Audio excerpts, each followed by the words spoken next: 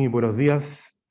Antes de comenzar, les voy a pedir, por favor, mantener los teléfonos celulares apagados en silencio, por favor, muchas gracias. A nombre de la Rectoría, la Vicerrectoría de Investigación y también la Dirección de Doctorados de la Universidad Mayor, por supuesto, les damos la bienvenida a todos ustedes a esta inauguración del año académico de los programas de doctorado.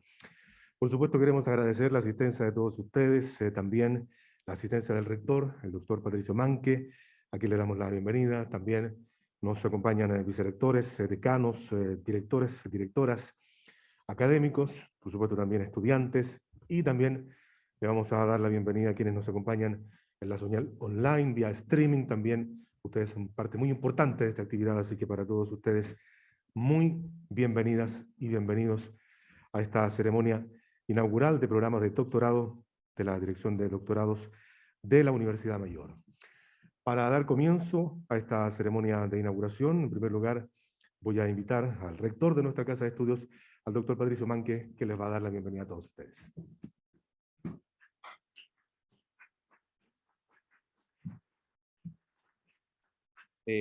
Buenos días y bienvenidos a la inauguración del año académico de nuestros programas de doctorado. La verdad es que este año es un año bastante especial para nosotros porque nos encuentra en un momento bastante interesante como universidad. Primero, después yo diría ya casi 10 años, digamos, de que la universidad toma la decisión de transitar a la complejidad.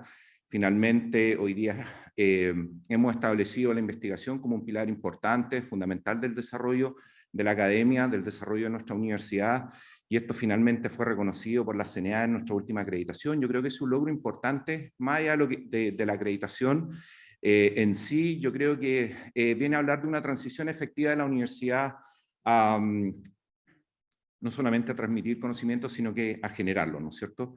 Y eso ha sido muy importante y los programas de doctorado fueron esenciales. Nosotros partimos el año 93, 94 con nuestro primer programa de doctorado. Hoy día tenemos 6 programas de doctorado. Se acaba de acreditar nuestro programa de doctorado en políticas públicas. Felicitaciones a Álvaro, a todo el equipo, a todos los estudiantes. Porque en realidad también la acreditación de nuestros programas de doctorado también tiene una mirada bastante interesante. Cuando comenzamos a trabajar en la idea de tener programas de doctorado, nuestra intención real era de verdad poder aportar al país con una mirada diferente, con una mirada que pudiera de alguna u otra forma completar esos gaps que se van encontrando en la generación de conocimiento de un país como nosotros, que necesita tanto de una economía de conocimiento, que se habla tanto de una economía de conocimiento, pero que a la larga nunca lo hemos sido capaces de llevar adelante, ¿no es cierto? Entonces yo creo que estas ideas de poder ir generando programas de doctorado que vayan llenando estos gaps de conocimiento fue, creo, el motor central que nos ha impulsado a llevar adelante los programas que hoy día tenemos. Pero también estamos en un año especial porque estamos en una transición importante en la universidad a poder poner la investigación al centro de nuestro modelo educativo. Digamos, esa fue la propuesta, digamos, que tuvo el directorio de la universidad, y cuando nosotros asumimos la rectoría, lo que quisimos fue repensar, actualizar nuestro modelo educativo de tal forma que nuestros estudiantes de pregrado puedan participar de la investigación también. No solamente de la generación de conocimiento, pero sino también, y yo creo que más importante, el acto de investigar, ¿no es cierto? El acto de aprender a generar conocimiento como una herramienta que a la larga les puede servir en su vida profesional, ¿no es cierto? Queremos fortalecer el espíritu crítico, queremos fortalecer la creatividad en espacios interdisciplinarios. Estamos trabajando en una iniciativa muy interesante que se llama Art Lab, que va a ser un espacio interdisciplinario para la generación de conocimiento, donde vamos a poder experimentar, digamos, no solamente la creatividad, pero sino también el espíritu crítico, la fusión de las ciencias con las artes. Yo creo que es un proyecto bastante ambicioso que a mí en lo personal me motiva mucho. Creo que hemos pensado mucho sobre esa idea de poder efectivamente generar espacios interdisciplinarios en la universidad para poder ayudar a nuestros estudiantes a dar el paso y más allá de asistir a las clases, explorar mucho y experimentar al final del día el conocimiento. Eso es lo que queremos. Queremos que nuestros estudiantes experimenten el conocimiento, experimenten la generación de conocimiento, y yo creo que en esa transición estamos avanzando. Y para eso estamos reformando nuestro currículum y estamos invitando a toda la comunidad y acá aprovecho a hacer la invitación a todos y cada uno de ustedes, incluidos nuestros estudiantes de doctorado, incluidos los postdocs que se están formando en nuestros centros, a que sean parte de este proceso. Yo creo que este es un proceso que lo queremos abrir al máximo, queremos escuchar todas las visiones. porque yo creo que hay un trabajo muy importante. Queremos ser una universidad innovadora y audaz en el sentido de poder proponer una nueva forma de aprendizaje que es mucho menos basada en conocimiento. El conocimiento pasa a ser un actor más bien dicho secundario, en mi opinión personal, pero estoy abierto, digamos, a escuchar todo esto. Pero sí, el acto de experimentar el conocimiento y la búsqueda de este debería ser un pilar y un motor fundamental en una sociedad que hoy día avanza rápidamente y que la generación de conocimiento y la disponibilidad de este es muy, muy grande, ¿no es cierto? Y una otra cosa que no puedo dejar de mencionar es que, y también aquí está la invitación para todos los académicos de la universidad, para nuestros estudiantes de doctorado, para nuestros investigadores postdoctorales y ciertamente para todos nuestros estudiantes de pregrado, es a intentar llevar lo que hacemos en los laboratorios hacia la comunidad, ¿no es cierto? Hacer ciencia ciudadana, ¿no es cierto? Es más allá del concepto que ha existido mucho, yo creo que tenemos que buscar espacios, por lo menos nosotros, de poder insertarnos en el entorno donde nosotros nos encontramos, ¿no es cierto? Insertar la investigación, la generación del conocimiento, lo que estamos haciendo, empoderar a nuestra ciudadanía en un entorno súper vecinal, ¿no es cierto? Nosotros tenemos un campo en Huechuraba que se vería extremadamente beneficiado de que pudiéramos contar todo lo que hacemos en la universidad a nuestros vecinos, a nuestras vecinas, a la gente que vive ahí, que es parte de nuestra comunidad, aquí en Manuel Montt, en el claustro, y etcétera, etcétera. Yo creo que ese es uno de los grandes desafíos que también vamos a enfrentar. Hemos invitado a Andrés Gomberov para que nos ayude, digamos, en este proceso, y hemos ido avanzando en eso. Entonces, lo que les quiero decir finalmente es que en el fondo la universidad está pensando en cómo podemos ser una mejor universidad al servicio de la comunidad hacia el futuro. Y me gustaría aprovechar esta oportunidad de también comentarles, digamos, que estamos pensando también en un nuevo plan estratégico, el plan estratégico que va a cubrir la nueva fase de la universidad, y ese plan estratégico va a tener un componente de género bastante importante. Nosotros tenemos que tener una perspectiva de género, lo hemos hecho desde la Vicerrectoría de Investigación, con Nicole hace algunos años hemos ido trabajando en diferentes iniciativas, en la medida de lo posible, en la medida de que tuvimos los recursos, de que tuvimos las ideas, de que tuvimos las posibilidades de poder hacerlo.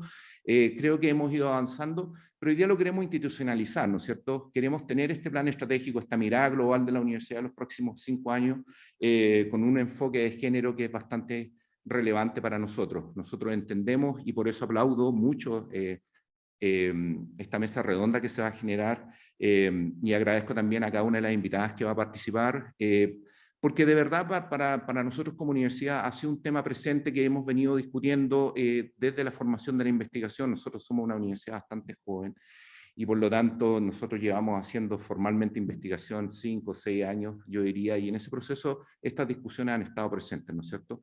Entonces yo creo que tener una mirada estratégica de universidad con un componente de género también va a ser una prioridad. Tener una universidad ciudadana que se inserta en su comuna y de esa forma difunde el conocimiento también es nuestra prioridad. Y poner la investigación al centro de nuestro modelo educativo es nuestra tercera gran prioridad para el proyecto Universidad Mayor que se viene para el futuro. Y finalmente quiero invitarlos a todos a que tengan un excelente año académico en los programas de doctorado que comienzan, invitarlos a cada uno de ustedes a participar en todas las iniciativas que yo comenté. Este es un trabajo de co-construcción que hemos iniciado, nos estamos reuniendo con toda la gente que podemos reunirnos, estamos siempre dispuestos a escuchar, nuestras puertas siempre han estado abiertas, así que los invito a participar de esta instancia y a construir una universidad para todos y al servicio del país. Muchas gracias.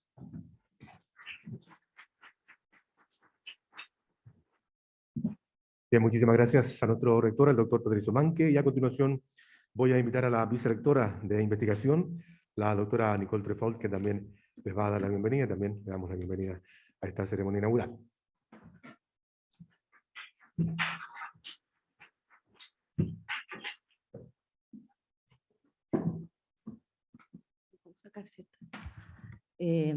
Muy buenos días, estimado rector, autoridades, académicos y estudiantes. Quiero partir diciéndoles que para mí es bastante emocionante retomar las actividades presenciales, que nos volvamos a reencontrar en 3D, como he comentado varias veces, esto de verse, de reencontrarse, de volver a compartir un espacio y ganar los espacios universitarios. Y es un tiempo que ha estado alterado por la pandemia y sin embargo es una necesidad como comunidad volver a encontrarnos, así es que les quiero dar las gracias por estar aquí hoy día, por tomarse el tiempo de desplazarse, de compartir y de retomar estos espacios que creo que son súper importantes para hacer la vida universitaria más rica y más enriquecedora. Hoy día es un día muy especial también porque al inaugurar los programas de doctorado recordamos el crecimiento que hemos tenido en esta área. Para la universidad, la creación de programas de doctorado significó la cristalización de un esfuerzo de complejización que está viendo sus frutos de manera creciente. La formación doctoral para nosotros es el cúlmine de un proceso de investigación y desarrollo universitario, por lo tanto es muy importante el papel que juegan nuestros académicos en la formación doctoral y por sobre todo los estudiantes que estamos formando, las nuevas generaciones de científicos y de científicas, de investigadores, de personas que realmente están dispuestos a hacer sacrificios, porque querámoslo o no, es una carrera que es difícil y está sujeta a constantes forzantes que nos aseguran, por un lado, un crecimiento personal y académico gigantesco, pero que también nos desafían personalmente en muchos aspectos.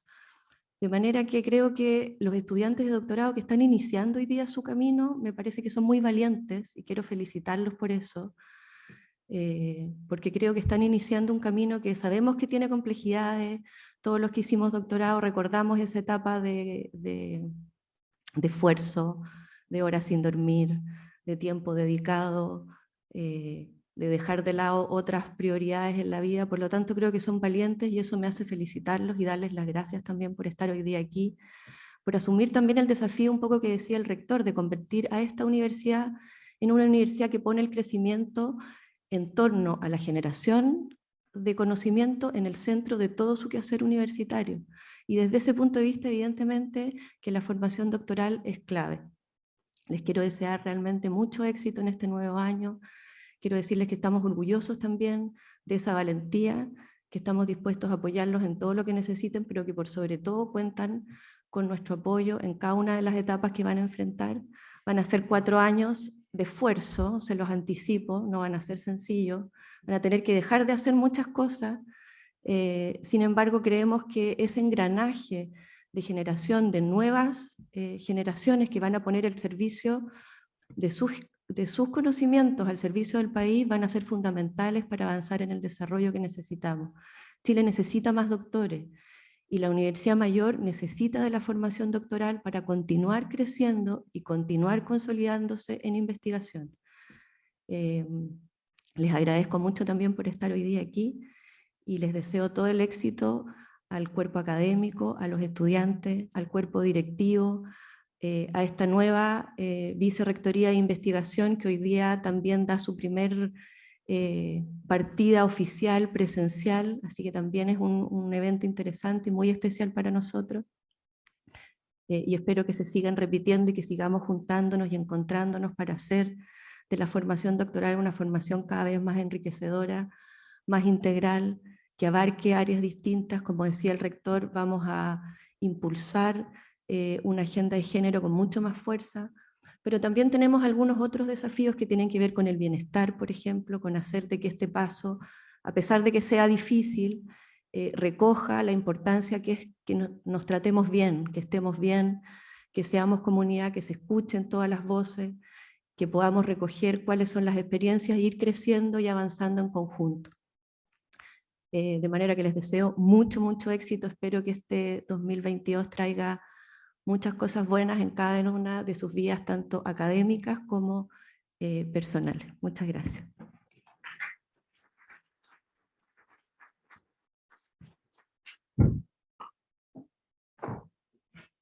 Bien, muchísimas gracias también a la vicerectora de Investigación y Desarrollo, la doctora Nicole Trefort, que también a continuación les va a dar las palabras de bienvenida a todos ustedes. Es la directora de doctorados, la doctora Mayari Castillo, a quien también le voy a pedir que suba para entregar las palabras de bienvenida.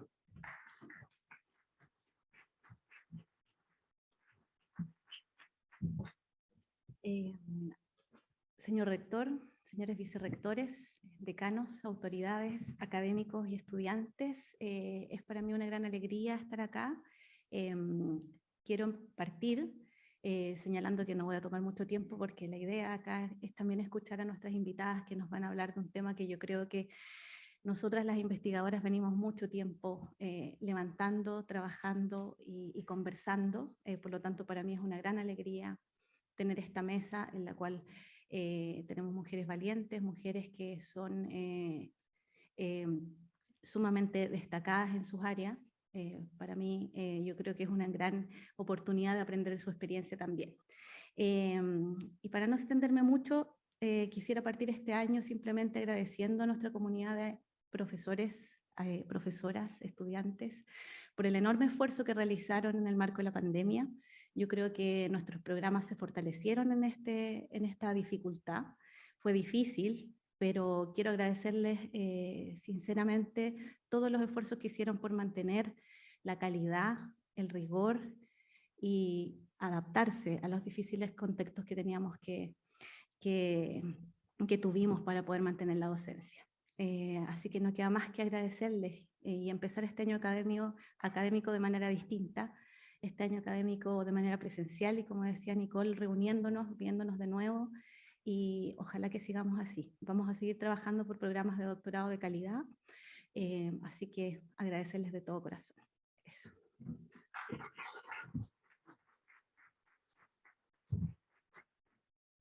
Bien, muchísimas gracias a la doctora Mayari Castillo. Y en Chile, durante los últimos años, se observa una creciente incorporación de la mujer en el ámbito de la investigación, con base en la segunda radiografía de género en ciencia, tecnología, conocimiento, también innovación del Ministerio de Ciencia. El porcentaje de mujeres investigadoras respecto al total de investigadoras del país corresponde al 35% del total. Sin embargo, al observar el porcentaje de personas tituladas en el área de ciencias, tecnología, ingeniería y matemática, las mujeres chilenas se encuentran en el último lugar de los países OCDE con un 7% de este total. Con estos antecedentes y por supuesto para conversar qué significa ser investigadora en Chile, en nuestro país, vamos a invitar a todos ustedes a esta mesa inaugural, esta mesa de conversación, desafiando estereotipos, nivelando la cancha, retos y perspectivas de ser investigadora en Chile, donde nos van a acompañar 3 interesantes y destacadas investigadoras, a quienes yo voy a pedir por favor que comiencen a tomar ubicación en la testera a medida que yo las vaya presentando, por favor. Voy a invitar a la doctora María Cecilia Hidalgo. Ella es doctora en Ciencias de la Universidad de Chile, presidenta de la Academia de Ciencias y Premio Nacional de Ciencias Naturales. Es profesora titular del programa en Biología Celular y Molecular de la Universidad de Chile. La doctora Vania Figueroa es parte también de la mesa directiva de la Red de Investigadoras de Chile, doctora en Ciencias, mención Neurociencias de la Universidad de Valparaíso, es académica del Centro de Comunicación de las Ciencias de la Universidad Autónoma de Chile. Y la doctora Mariel Sáez, directora Anillo de Investigación, Matemáticas y Género, doctora en Matemáticas, Stanford University, es profesora asociada del Departamento de Matemáticas de la Pontificia Universidad Católica de Chile. A las 3 les agradecemos por estar presentes en esta mesa de conversación en el día de hoy. Y vamos a invitar, primero que nada, a quien va a partir con esta mesa de conversación, a la doctora María Cecilia Hidalgo. Doctora, por favor, adelante. Le damos la bienvenida a la doctora.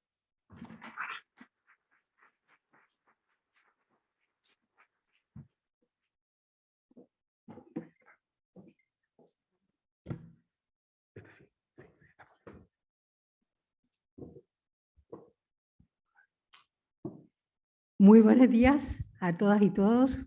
Mis saludos al rector y a las autoridades, a todos los académicos y todos los estudiantes de doctorado que puedan estar aquí presentes.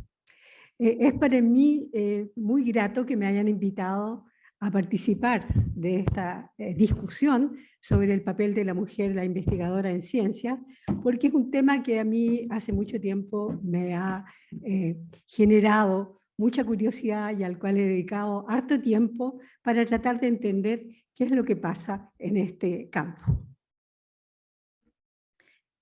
Sin embargo, antes de abocarnos a mirar qué pasa con las científicas en Chile, me gustaría tomar unos minutos para que veamos cuál es la situación chilena en ciencia, tecnología e innovación al momento actual. Porque tenemos que darnos el contexto en que estamos inmersas las investigadoras en nuestro país. Fíjense ustedes que si comparamos cómo es el apoyo estatal y privado en ciencia, tecnología, conocimiento e innovación en Chile, vean ustedes, estamos allá al final de este cuadro en esa flecha roja. O sea, realmente estamos en un país que no invierte en ciencia, tecnología, conocimiento e innovación, como lo hacen los países de la OCDE, que en promedio es una de las barras rojas que ven ustedes ahí, ¿ah? De la cual sí somos parte.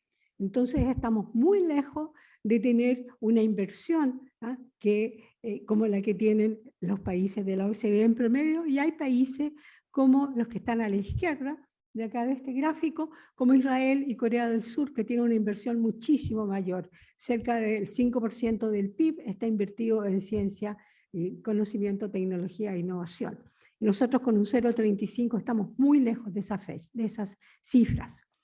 Y por supuesto, eso también incide en que tengamos un número realmente muy escaso de investigadores por cada 1000 personas, ¿eh? Y si nos comparamos con el promedio de los países de la OCDE, que es la barra celeste que tengo ahí, ¿eh?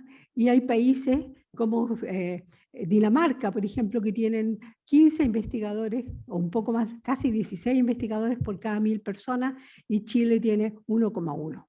Entonces estamos inmersos en ese contexto. ¿Ya? Y sin embargo, y esto para mí fue bastante sorprendente cuando encontré esta tabla, porque pese a la baja inversión, si ustedes miran la barra roja, las situaciones por documento de los países de la OCDE en el periodo 1996-2020, Chile no lo hace tan mal. Estamos cerca del promedio, con un valor de 17, cuando el promedio es aproximadamente 21 y algo, 21,43. Entonces tenemos muy baja inversión, muy pocos científicos, y sin embargo la ciencia que estamos generando tiene un impacto bastante destacable, y somos el primer país en América Latina en cuanto a este parámetro.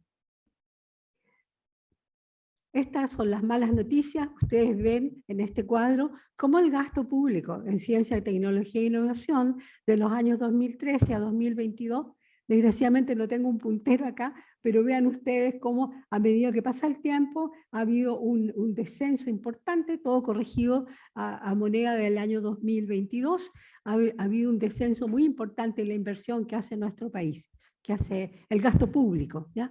Y también sabemos que el sector privado invierte muy poco en esta área.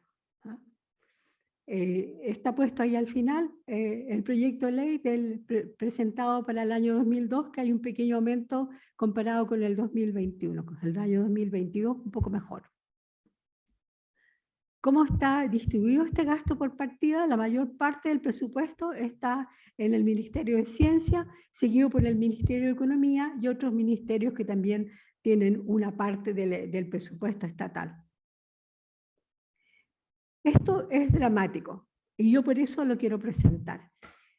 Sabemos que la ciencia asociativa, y estoy hablando de los proyectos FONDAP, de los centros basales y los proyectos Milenio, ha contribuido en forma muy importante a generar conocimiento de frontera, a formar muchas personas y ha aportado también a la resolución de problemas que tiene nuestro país. Sin embargo, los recursos son tan limitados que se financian muy pocos proyectos. Y aquí tomé las cifras del concurso 2020. Ustedes ven núcleos en ciencias naturales y exactas. 172 postulaciones, admisibles 132, adjudicados 9, 6,8%. Institutos, Milenio en ciencias sociales, recibidos 42, admisibles 31, adjudicados 2. Institutos en ciencias naturales exactas, postulaciones recibidas 46, admisibles 38, adjudicadas 2. Y yo, hace unos años atrás, era parte del consejo chileno que recibía las opiniones del muy destacado grupo de evaluadores internacionales, entre ellos tuvimos hasta premios Nobel, que evaluaban los proyectos y decían, ¿cómo es posible que se pierda tanto talento en nuestro país? ¿Cómo es posible que teniendo tantas presentaciones, de las cuales por lo menos el 25% podría haber sido financiada, el gobierno chileno esté desperdiciando de esa manera el talento de sus propios científicos y científicas? Bueno, y ahora, habiendo puesto ese marco en el cual estamos inmersos, me gustaría abordar algunos de los aspectos que yo he detectado, por qué existe una importante brecha de género en la ciencia chilena. Y esto no solo ocurre en Chile, ocurre en todos los países del mundo, ¿ya? En general, las científicas enfrentamos dificultades importantes para realizar su trabajo en ciencia. Y esto presenta a futuro para todos los países un importante desafío. Entonces me gustaría que compartiéramos algunas de las dificultades y desafíos que enfrentamos las científicas, no solo en Chile, sino que en el mundo. Lo primero que tenemos que ver es que estamos inmersos en una cultura que realmente no valora el talento de las mujeres. Y yo creo que eso es el punto central de todos los problemas que se generan a continuación. Les pongo ahí un ejemplo que muestra una imagen del estacionamiento de un encuentro internacional de la mujer en que ni siquiera somos capaces de estacionar bien los autos de acuerdo a esa imagen. ¿Ah? Y eso ustedes lo ven y lo aprecian en muchos chistes en que se burlan del talento de las mujeres, pero eso cada vez es menos políticamente correcto, o sea, está desapareciendo. No es o sea, si miramos estos prejuicios, no es sorprendente, como lo dice ahí, ver cuáles fueron las opiniones de algunos países europeos que L'Oréal realizó una encuesta y consultaron a ciudadanos de España y también de otros países para preguntarles cómo pensaban que las mujeres estaban capacitadas para ser científicas de alto nivel. En España, el 63% de los españoles creen que las mujeres no valen para científicas de alto nivel. Y es todavía más alto este porcentaje si tomamos en cuenta Francia, Alemania, Italia, el Reino Unido, en que el porcentaje es el 67%. Y gran parte de los encuestados opinaron que a las mujeres les falta interés por la ciencia, que les falta perseverancia, espíritu racional, sentido práctico y espíritu analítico. Y eso es una encuesta en 2015. Estamos hablando de 7 años atrás, no estamos hablando del siglo pasado. Y esa encuesta fue publicada en el diario El País en el año 2015. Veamos algunas de las dificultades y desafíos que enfrentamos. Esa imagen yo creo que lo ilustra bastante bien. La mujer enfrenta una escalera mucho más difícil que la que enfrentan sus colegas hombres para avanzar en ciencia. Hay un pobre reconocimiento histórico de la ciencia hecha por mujeres y una cultura que considera que la ciencia es un terreno de hombres. Yo les podría si tuviera más tiempo, podríamos abordar cada uno de estos puntos, pero hay estudios que han mostrado que los niños entre los 10 y los 12 años, si les preguntan que dibujen a un científico o una persona haciendo ciencia, prácticamente todos dibujan a un científico trabajando solo, lo cual también es un mito porque trabajamos en equipo. Y sin embargo, si a los mismos niños se les pregunta cómo visualizan una persona haciendo arte, dibujan en proporciones más o menos iguales hombres y mujeres. Y eso es bastante trágico porque dice que las niñas no consideran a esa edad la ciencia como una posible carrera para ellas. Fíjense que de los 632 premios Nobel que se han otorgado en ciencia desde el 1901 hasta 2021, solo 23 mujeres lo han recibido. Y en algunos casos, hay algunos ejemplos que son dramáticos, este premio se ha entregado a colaboradores hombres ignorando el aporte de las científicas. Yo sé que hubo una gran discusión cuando a Marie Curie se le entregó el premio Nobel porque fue una pelea importante. También hay escasa participación de las mujeres en las posiciones de liderazgo, en las conferencias plenarias y en los directorios de compañía de biotecnología, por ejemplo.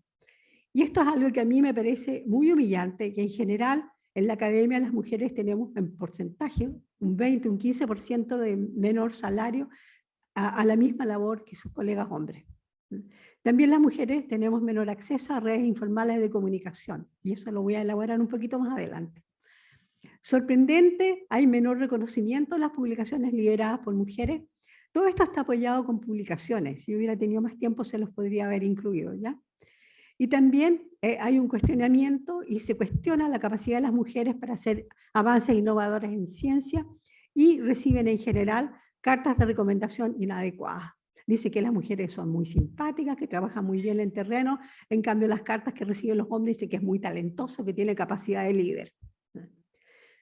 Otro problema es el cuidado preferencial de los hijos. Cuando las mujeres forman una familia y empiezan a tener hijos, es la edad en que están terminando su doctorado, haciendo su postdoctorado, empezando a tomar una carrera más independiente. Sin embargo, si bien este es un problema muy importante, también es bien sorprendente constatar que mujeres que no han tenido hijos, no han formado familia, también han enfrentado dificultades muy importantes para avanzar en su carrera. O sea, si bien el cuidado preferencial de los hijos es un tema importante, yo creo que detrás de todo eso está lo que dije al principio, el cuestionamiento del talento de las mujeres. Y las científicas, debido a todo esto, subestiman sus logros. También voy a mostrar un poquito de eso.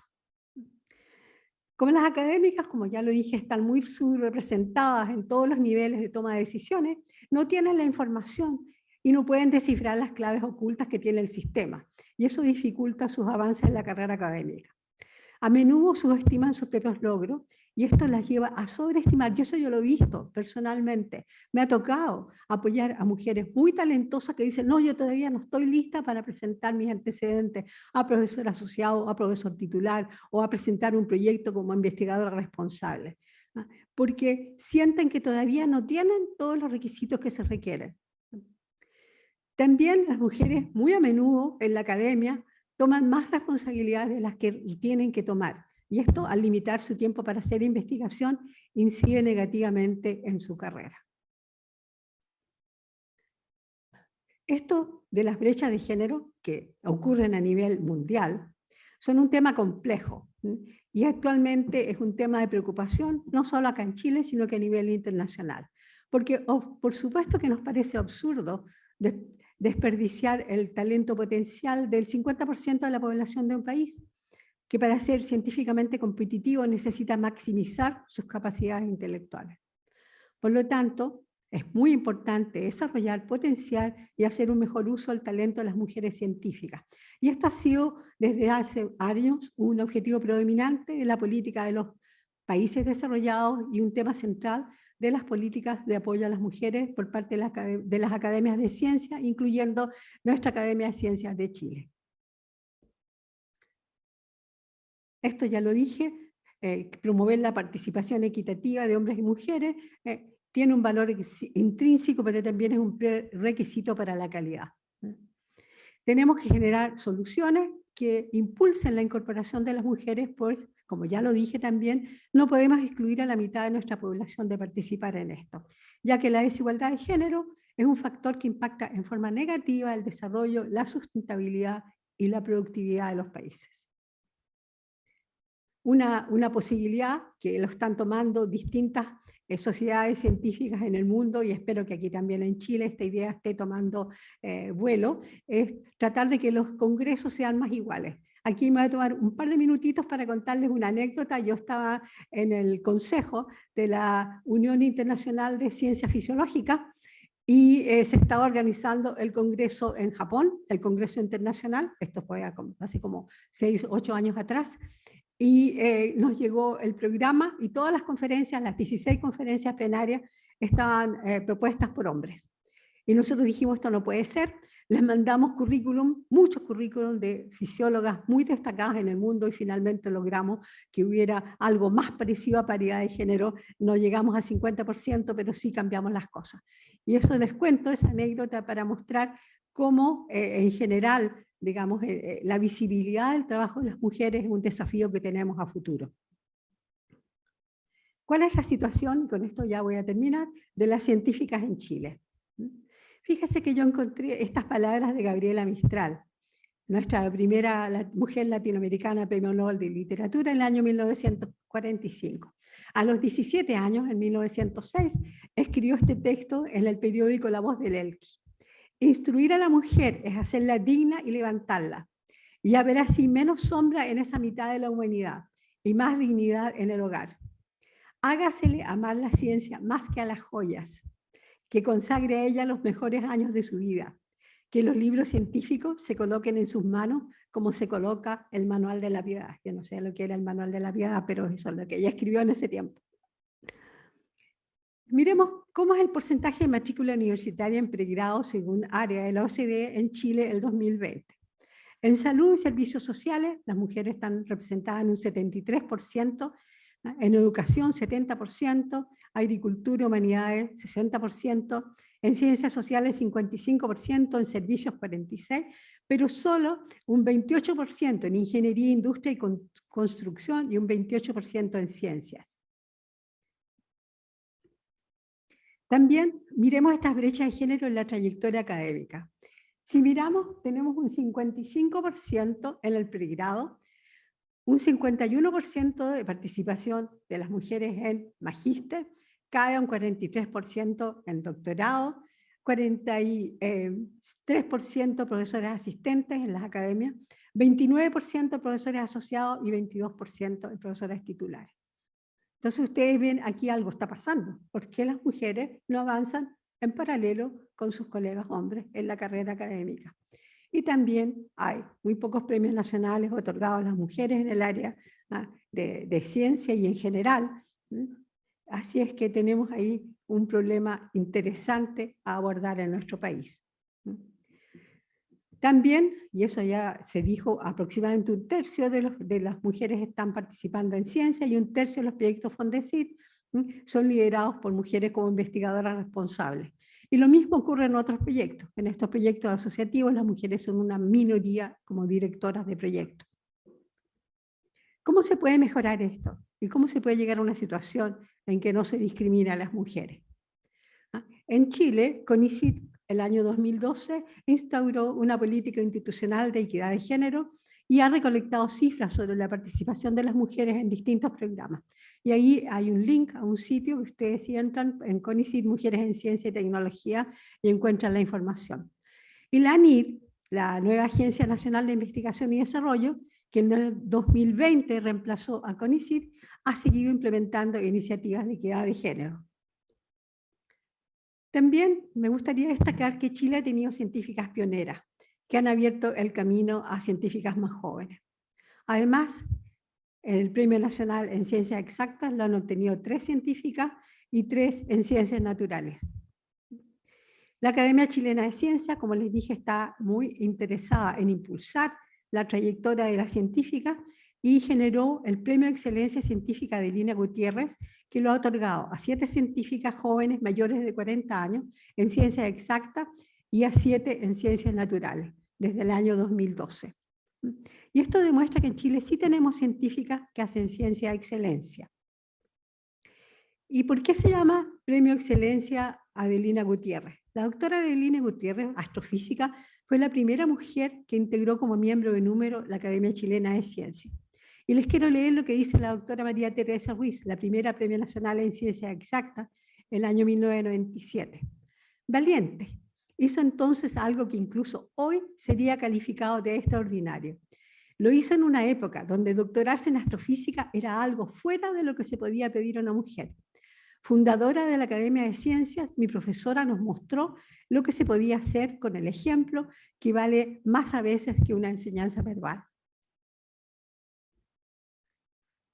Liderado por la doctora Carolina Torrealba, la anterior subsecretaria del Ministerio de Ciencia, Conocimiento, Tecnología e Innovación, se crea en el 2020 el Consejo para la Igualdad de Género en CTCI, para acompañar la construcción de una política y un plan de acción de igualdad de género en el sistema científico. Y ahí les muestro las fotos de los integrantes del Consejo. Tenemos 3 hombres y el resto somos mujeres, y de distintas áreas de la ciencia. También el Ministerio convocó una consulta pública para la política de igualdad de género, que estuvo abierta a todo público entre diciembre y enero del 2020 y 2021, respectivamente. Participaron 1.550 personas y el 93% de los encuestados creen que es necesario tener una política de igualdad de género en CTCI. Solo el 6% se manifiesta en contra y un 1% no sabe, no responde. Se generó una política de género, les voy a leer los 4 objetivos, no puedo extenderme en cada uno de ellos. Se propone una niñez inclusiva, protegida y con habilidades para el futuro, sistemas de ciencia, tecnología, conocimiento e innovación inclusivos, transformadores responsables, un Estado comprometido con los datos, instrumentos y políticas para la igualdad de género en CTCI, ciencia, tecnología, conocimiento e innovación para resolver los impactos de la brecha de género en nuestra sociedad. Y con eso termino y muchísimas gracias por esta invitación.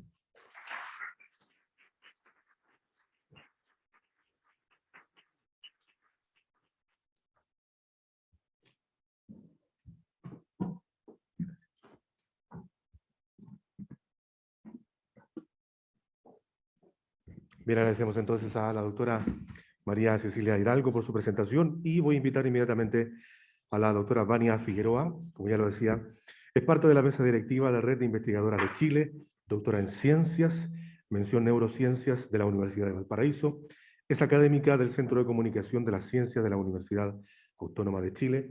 Doctora Vania Figueroa, por favor, le invito adelante y le damos también la bienvenida.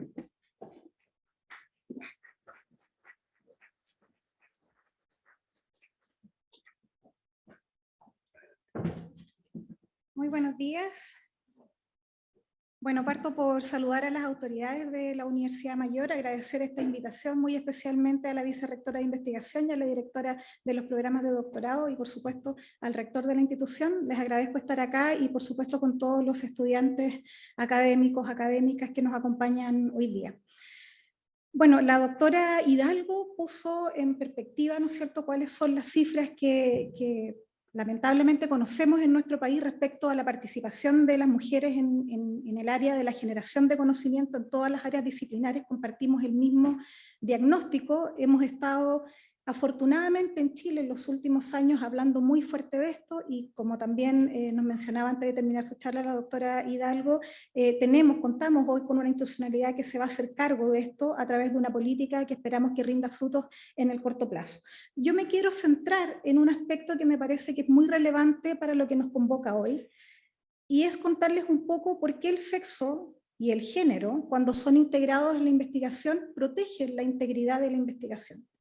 Hemos hablado últimamente de la integridad de la investigación y tiene varios aspectos, no solamente centrarnos en lo que es, por ejemplo, el fraude académico, que hemos conocido casos no solamente a nivel internacional, sino que también nacional. La integridad de la investigación tiene muchas más aristas que me gustaría abordar con ustedes, sobre todo con quienes están iniciando hoy un camino a través de la investigación. Entonces, déjenme más o menos centrar un poco en lo que voy a hablar en esta ponencia. Pongámonos de acuerdo en algunos principios que involucran la integridad de la investigación.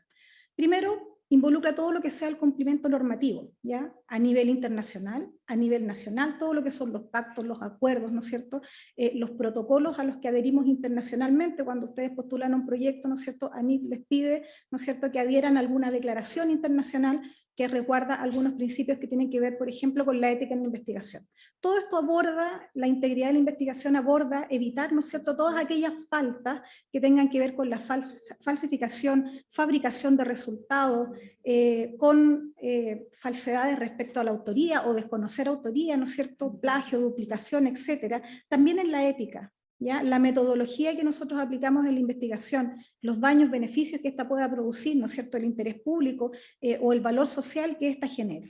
También estamos hablando de la responsabilidad institucional y responsabilidad a nivel individual, ¿ya? Hacia los participantes de la investigación, esto quiere decir sujetos de investigación, ¿no es cierto?, materiales de investigación, como las personas que realizan la investigación también. Estamos hablando, ¿no es cierto?, de la calidad, el más alto estándar de calidad que puedan tener nuestros resultados cuando generamos investigación. Estamos hablando de también cómo la documentamos, y aquí hay un aspecto muy relevante que tiene que ver con la integridad de la investigación, es cómo disponibilizamos los resultados, y por eso hoy en día toma fuerza en todo el mundo un movimiento de ciencia abierta, ¿no es cierto?, donde pongamos a disposición de la comunidad en general el fácil acceso a los resultados de investigación, sobre todo aquellos que son financiados públicamente. Y también estamos hablando de cómo publicamos, ¿no es cierto?, de reconocer, por ejemplo, a todas las personas que trabajan en una publicación y el fomento de las buenas prácticas. Todos estos aspectos de la integridad de investigación están atravesados por el género y afectan a hombres y mujeres de manera distinta. Entonces, pongámonos de acuerdo también para setear, digamos, una terminología, pongámonos de acuerdo en qué vamos a referirnos cuando estemos hablando de sexo, de género y de integridad de la investigación. En esta charla vamos a hablar, primero vamos a aclarar la terminología, vamos a conversar de por qué es relevante, vamos a ver cuáles son las diferencias de sexo en la investigación, cuáles son las consecuencias efectivamente de no considerarla y qué hacemos finalmente para integrarla en la investigación. Entonces parto con una aclaración súper simple que yo creo que a la mayoría de ustedes les va a resultar obvio, pero cuando hablamos de sexo nos estamos refiriendo a la biología, a la genética, a la fisiología, y por cierto no de una perspectiva binaria, ¿no es cierto? Sabemos que no solamente el sexo o los cromosomas nos van a determinar si somos hombres o mujeres, también podemos ser intersexuales. Y cuando hablamos de género, hablamos de varias dimensiones que tienen que ver con la interacción social, tienen que ver con la identidad, quién soy yo en esta sociedad, ¿no es cierto? ¿Cuál es mi rol? Según el género que se me fue asignado o el género que yo reconozco, mi rol en la sociedad, cómo me voy a relacionar con mis pares y con el entorno y la sociedad en su conjunto respecto al género que yo tengo o que se me asignó, y cómo se van a comportar las instituciones respecto al género que yo tengo. Entonces todo eso está interrelacionado en esa dimensión. ¿Por qué necesitamos la dimensión de género en investigación? Aquí yo tomé algunas citas de organismos internacionales que me parecen que son relevantes. Por ejemplo, el Horizonte 2030 dice que tenemos que integrar la dimensión de género en investigación para mejorar la calidad científica y la relevancia social del conocimiento, la tecnología y la innovación que producimos. Los institutos nacionales de salud en Estados Unidos, ¿no es cierto?, hablan de mejorar la reproducibilidad a través del rigor y la transparencia y aumentar la base de conocimiento. Y la UNESCO dice que es necesario para que la ciencia contribuya con todo su potencial al desarrollo sostenible. Y me quiero detener en esa cita porque el último informe científico de la UNESCO ha señalado que estamos muy lejos de alcanzar el potencial que nos entrega la ciencia y la tecnología para el desarrollo sostenible si no incorporamos la perspectiva de género, tanto en la conformación de los equipos que realizan investigación, como en la perspectiva de género en la producción del conocimiento y en sus resultados. Entonces, ¿por qué necesitamos, en resumen, la dimensión de género? Para aumentar la reproducibilidad de nuestros resultados, para aumentar la excelencia de la investigación que estamos realizando y también el impacto y el valor social de la investigación que logremos generar. Permítanme poner esto un poco más de contexto acotado. Si nosotros hablamos de integrar la perspectiva de género en investigación, tenemos que tomar dos aspectos. Un aspecto es el contexto donde se desarrolla la investigación y otro aspecto es el contenido propiamente tal de la investigación. Cuando hablamos de contexto, vamos a hablar del equilibrio de género en los equipos de investigación, del equilibrio de género en la toma de decisiones y todo lo que abordó anteriormente la doctora Hidalgo en su charla, ¿no es cierto? Les voy a dar una noticia mala y una noticia buena. La noticia mala es que el panorama actualmente es desolador. El último informe del Ministerio de Ciencia comprueba lo que ya sabíamos por estadísticas internacionales. Las mujeres sistemáticamente, a igualdad de condiciones, a igual currículum, a igual mérito, somos sistemáticamente peor evaluadas para obtener financiamiento, peor evaluadas para publicar, peor evaluadas para avanzar en nuestras carreras. Esa es una realidad que la conocíamos a nivel internacional, pero hoy tenemos las cifras nacionales, ¿ya? Esa es la mala noticia. ¿Cuál es la buena noticia? Es que cada vez estamos avanzando mucho más en frenar estas brechas y estas injusticias históricas que se han dado en las casas de estudio que reproducen cómo es nuestra sociedad. Eso es una buena noticia, ya estamos avanzando. Hay instrumentos, tanto normativos como legislativos, que nos van a ayudar a avanzar un poco más rápido de lo que lo veníamos haciendo. Cuando nos referimos al contenido, nos estamos refiriendo específicamente al análisis de género y sexo en la investigación, en la innovación, en la transferencia tecnológica, en el emprendimiento de base científico-tecnológica, es decir, en todo el ecosistema que produce y transfiere conocimiento. Ya lo decía la doctora Hidalgo anteriormente, había mostrado las brechas y también lo mencionó el rector, ¿no es cierto? Un 34%, según cifras de la UNESCO, es el porcentaje de participación de mujeres en investigación. Pero yo no me voy a detener ahí, me voy a detener en otro hecho. Si nosotros miramos aproximadamente el 2012, ese porcentaje era un 28%. ¿Qué nos está diciendo esto? Que en más de una década hemos avanzado unos pocos puntos porcentuales. Por lo tanto, necesitamos urgentes medidas que aceleren el tranco, porque si no nos vamos a quedar atrás respecto a los otros países. Estamos en la cola de la OECD y vamos a seguir en esa cola si no hacemos medidas efectivas, ¿no es cierto?, para avanzar mucho más rápido de lo que hemos venido haciendo. Aumentar 4 o 6 puntos porcentuales en más de una década, no es posible al ritmo de desarrollo o las expectativas de desarrollo que queremos alcanzar como nación. Y otra cosa que me quiero detener es que esta brecha es independiente del campo disciplinar. Incluso en aquellos campos que se perciben como más feminizados, aún así cuando vamos subiendo en la escala jerárquica, ¿no es cierto?, en el nivel de especialización, las mujeres vamos desapareciendo. Y eso incluso se da en las ciencias sociales, por ejemplo, o en las ciencias médicas, que se perciben como donde hay mayor población de mujeres, es lo mismo para cualquier área disciplinar. Entonces, estas son las cosas de contexto. Y cuando nos vamos a ver cuáles son las causas, bueno, las causas siempre básicamente son las mismas en casi todas las etapas, ¿ya? El reconocimiento desigual de mérito. Y todas las dificultades y los estereotipos, ¿no es cierto?, que enfrentamos las mujeres para poder desarrollar carreras profesionales y carreras académicas en igualdad de condiciones que nuestros pares varones. Como les dije, esta es la parte fea de la noticia, que esto es así y está instalado en la mayoría de las instituciones académicas, pero la parte buena o la buena noticia es que estamos avanzando cada vez más, con medidas cada vez más efectivas para poder corregir estas brechas. El informe de la ONU dice que nos vamos a demorar 136 años en corregir estas brechas y que esto se ha agudizado por la pandemia. Las mujeres dejamos de publicar durante la pandemia, tuvimos que asumir más labores de cuidado y una serie de complejidades en nuestros hogares a propósito del encierro nos hizo frenar nuestra carrera productiva en investigación y eso significó un retroceso de lo que habíamos avanzado. Un retroceso no solamente en esa área, en todo el campo laboral, que también es urgente poder corregir. Entonces, ¿cuáles son las causas que subyacen a la brecha de género? Ya Yáñez en el 2007 nos contaba, Sonia Yáñez nos contaba esto en el 2007. Imágenes y estereotipos de género, nos decía la doctora Hidalgo, ¿no es cierto?, cuando se les pide a niñas y niños que dibujen una persona que hacen ciencia, dibujan un científico loco, masculino, blanco, etc. Y esto no solamente en China, uno va a hacer el mismo experimento a Bangladesh y exactamente pasa lo mismo. Los sistemas rígidos de evaluación y reconocimiento de méritos. Esto es algo muy importante y por eso últimamente se están hablando, por ejemplo, de medidas de conciliación de la vida familiar y laboral. Permítanme ponerles un solo ejemplo. Cuando una mujer está, por ejemplo, es madre, ya lo decía la doctora Hidalgo, ¿no es cierto?, y tiene que salir, ¿no es cierto?, con su licencia de maternidad y luego vuelve a incorporarse al trabajo, se le exige a esa mujer el mismo nivel de productividad que su par varón, que nunca tuvo que ausentarse ni de su investigación ni de su trabajo. Lo estamos midiendo con la misma vara. Pero esta mujer tiene toda una situación, ¿no es cierto?, que le ha hecho destinar sus esfuerzos en la crianza y no en el trabajo. Pero le estamos midiendo la misma vara. Entonces los sistemas rígidos de evaluación y reconocimiento de méritos siempre perjudican a las mujeres. Y esto es por un desnivel histórico en las labores que nosotros tenemos que realizar. La triple jornada laboral, por ejemplo, es una realidad para todas las mujeres independiente de su condición socioeconómica. Obviamente, mientras más bajo el nivel socioeconómico, peor, ¿no es cierto?, es el efecto de esta doble o triple jornada laboral.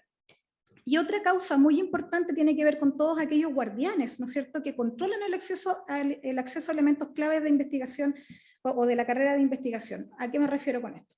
Todos los paneles que evalúan, por ejemplo, jerarquizarnos, los paneles revisores en las propias revistas para publicar, todo lo que implique ascenso de evaluación, donde hay paneles, ¿no es cierto?, están estos guardianes que controlan nuestro acceso al financiamiento, nuestro acceso a publicar, nuestro acceso a ascender, a ser reconocidas por lo que estamos haciendo en nuestro trabajo. Un punto en el que me quiero detener, que es muy importante, sobre todo para las universidades este año, tiene que ver con el acoso sexual. El acoso sexual es una de estas dimensiones que aleja a las mujeres de las carreras de investigación. Ya en el 2016, CONICYT o IANIT había encargado una encuesta donde los datos eran muy reveladores. ¿Ya? La mayoría de las académicas, estudiantes y directivas en el ámbito de investigación, desarrollo, conocimiento y innovación reportaban situaciones de acoso, no solamente de acoso sexual, sino que también de acoso laboral sexista. Y esto, cuando nosotros lo ponemos en perspectiva mundial, por ahí, por el 2018, también hubo un gran escándalo mundial, ¿no es cierto?, porque el mayor informe de acoso sexual en la ciencia de Estados Unidos revelaba un abuso sistemático desde la década de los 80 hasta nuestros días. que implicaba costo para las personas en las instituciones, pérdida de recursos humanos, impacto en el bienestar económico y social y pérdida de la salud física y psíquica de las personas, no solamente de las víctimas, sino que también de su entorno. Entonces, el flagelo del acoso sexual es un flagelo mundial, no es algo propio de nuestro país, sino que es transversal en todos los países que se pueden evaluar. Lamentablemente hay algunos datos que me gustaría dejarles, que me parece que son relevantes conocer. La mayoría de los perpetradores de acoso sexual son hombres y se dirigen a mujeres, pero no siempre, ¿ya? La mayoría del acoso sexual se centra en el desprecio por las mujeres, no en la lujuria por ellas. Las condiciones laborales precarias, las organizaciones jerárquicas, la normalización de la violencia de género, las masculinidades académicas tóxicas, la cultura del silencio y la falta de liderazgo activo son características claves que facilitan el acoso sexual en instituciones académicas. Esto es evidencia internacional y tenemos poquita evidencia nacional, pero la tenemos. Por ejemplo, hay estudios que se han realizado por académicas de la Universidad Católica que han insumado un proyecto de ley donde se aprecian exactamente los mismos resultados. Los perpetradores están protegidos por mecanismos institucionales y lagunas diseñadas para proteger a las universidades de la responsabilidad, tales como acuerdos de confidencialidad. Es muy típico, ¿no es cierto?, que una persona que cometió acoso sexual en una institución se va por la puerta de atrás, ¿no es cierto?, le permiten renunciar sin sumario y esta persona llega a otra institución con su hoja de vida limpia y vuelve a cometer la misma situación. La falta de transparencia en las investigaciones que se llevan a cabo en las instituciones también es una medida que propicia esta cultura del silencio y que finalmente no haya una sanción firme en los recintos académicos, ¿no es cierto?, cuando ocurren estas situaciones. Y esto es parte de la integridad de investigación, porque aquellas personas que cometen este tipo de abusos forman parte de la comunidad académica y ponen en riesgo las investigaciones. Mientras más prominente es la persona involucrada en el acoso sexual, menos incentivada está la institución para tomar medidas. Obviamente nadie quiere decir, ¿no es cierto?, que una persona reputada en investigación, premiada en investigación, ha cometido un acto tan deleznable, ¿no es cierto?, como el acoso sexual, y las instituciones prefieren, ¿no es cierto?, evitarlo. En la actualidad se estima que 9 de cada 10 países en el mundo tienen leyes contra el acoso sexual en la vida laboral. No obstante, 6 de cada 10 carecen de leyes adecuadas contra el acoso sexual en educación superior. Por eso nosotros desde la red de investigadoras impulsamos la ley 21.369 que entró en vigencia el año pasado y las universidades están llamadas a implementarla hasta septiembre de este año. Y esta ley propone un modelo de prevención y sanción, no solamente del acoso sexual, sino que de la discriminación de género y del acoso laboral sexista y de todo tipo de violencia por razón de género. Tampoco esta ley tiene una mirada binaria, ¿ya? Tiene una mirada mucho más amplia, y el espíritu de la ley es un espíritu no punitivo, sino que preventivo. Y lo que le pide a las universidades es que construyan políticas de género que permitan a todas las personas desarrollarse en igualdad de oportunidades en ambientes seguros y libres de violencia. Eso es lo que le pide esta ley a las universidades. Y que todas estas políticas, los sistemas de acompañamiento, las medidas que se tomen reglamentarias, ¿no es cierto?, todas estas sean construidas triestamentalmente. Porque el flagelo del acoso no solamente involucra a la comunidad estudiantil, sino que también a la comunidad funcionaria y, por cierto, a la comunidad académica. Entonces, con esta ley, déjenme contarles que Chile se pone en la vanguardia del mundo. Incluso en los países que están más desarrollados, siempre miramos, ¿no es cierto?, la comunidad europea como ejemplos a seguir. Incluso en la comunidad europea hoy en día no hay una ley que específicamente aborde el flagelo del acoso en instituciones de educación superior, y por eso esta ley está siendo objeto de estudio en otros países porque quieren replicar esta forma, ¿no es cierto?, de poder abordar este problema. Por cierto, que como organización, como las distintas organizaciones feministas, lo que nosotros queremos es realmente una ley integral contra la violencia hacia la mujer. Eso es lo que quisiéramos. Pero aquellos proyectos que pretendían hacer una ley de esas características ha dormido durante una década en el Congreso. Y eso nos ha obligado como organizaciones a promover soluciones que implican tener una ley para el acoso callejero, una ley, por ejemplo, para el acoso en el ámbito de la medicina, y ahora una ley integral en el ámbito de educación superior. Quisiéramos que no hubieran tantas leyes, pero es lo que hemos podido conseguir con nuestro sistema político actual. Y una buena noticia que podemos replicar y que ocurrió hace muy poco es que los institutos de salud de Estados Unidos, gracias a una disposición que el Congreso agregó en la legislación de gastos para el 2022, están obligados, las instituciones beneficiarias de estos fondos están obligadas a denunciar el acoso. Ya no es voluntario, las instituciones deben denunciar cuando uno de sus miembros, ¿no es cierto?, incurre en una de estas acciones y posibilita a los institutos nacionales de salud retirar esas subvenciones a las personas que han cometido una falta. Eso es muy importante porque fíjense que hoy en día tenemos académicas que están enfrentando querellas criminales, por ejemplo, por acosadores sancionados en sus instituciones, sancionados, es decir, que ha habido un proceso de acoso y aún así continúan recibiendo fondos estatales, lo cual parece ser un escándalo, pero eso sigue ocurriendo en Chile, pero Estados Unidos nos está marcando la pauta de que sí se puede hacer algo para evitar que esto siga ocurriendo en Chile. Quiero pasar ahora al contenido, brevemente el contenido de incorporar la dimensión de género, es decir, el análisis de género y sexo en la investigación, que es la otra parte de esta ponencia. Y quiero darle algunos ejemplos, pero quiero hacerle una pregunta a los que están ahora presentes en la audiencia. Si hay, por ejemplo, personas que trabajan en ciencias biomédicas, les quiero preguntar si conocen el sexo de sus células, si tienen claridad de la estabilidad de su cariotipo, si saben el medio de cultivo que están usando y si saben cómo ese medio de cultivo afecta según el sexo de la célula. Y también quiero preguntarles si saben los posibles cambios en la metilación de acuerdo al origen que tenga esa célula, si es de sexo masculino o sexo femenino. Me la voy a jugar y voy a decir que la mayoría que trabaja con células no tiene idea. Ya, eso es un gran problema, porque la interpretación de los resultados a partir de los modelos experimentales, cuando no se toma en cuenta el sexo, en este caso de las células, y después escalamos a otros aspectos de la investigación que involucran el género, realmente el impacto de los resultados es reducido, ¿no es cierto? Y la integridad de la investigación también se ve afectada porque se ve afectada la calidad de los resultados y también su reproducibilidad. Voy a dar algunos ejemplos que son un poco, inquietantes.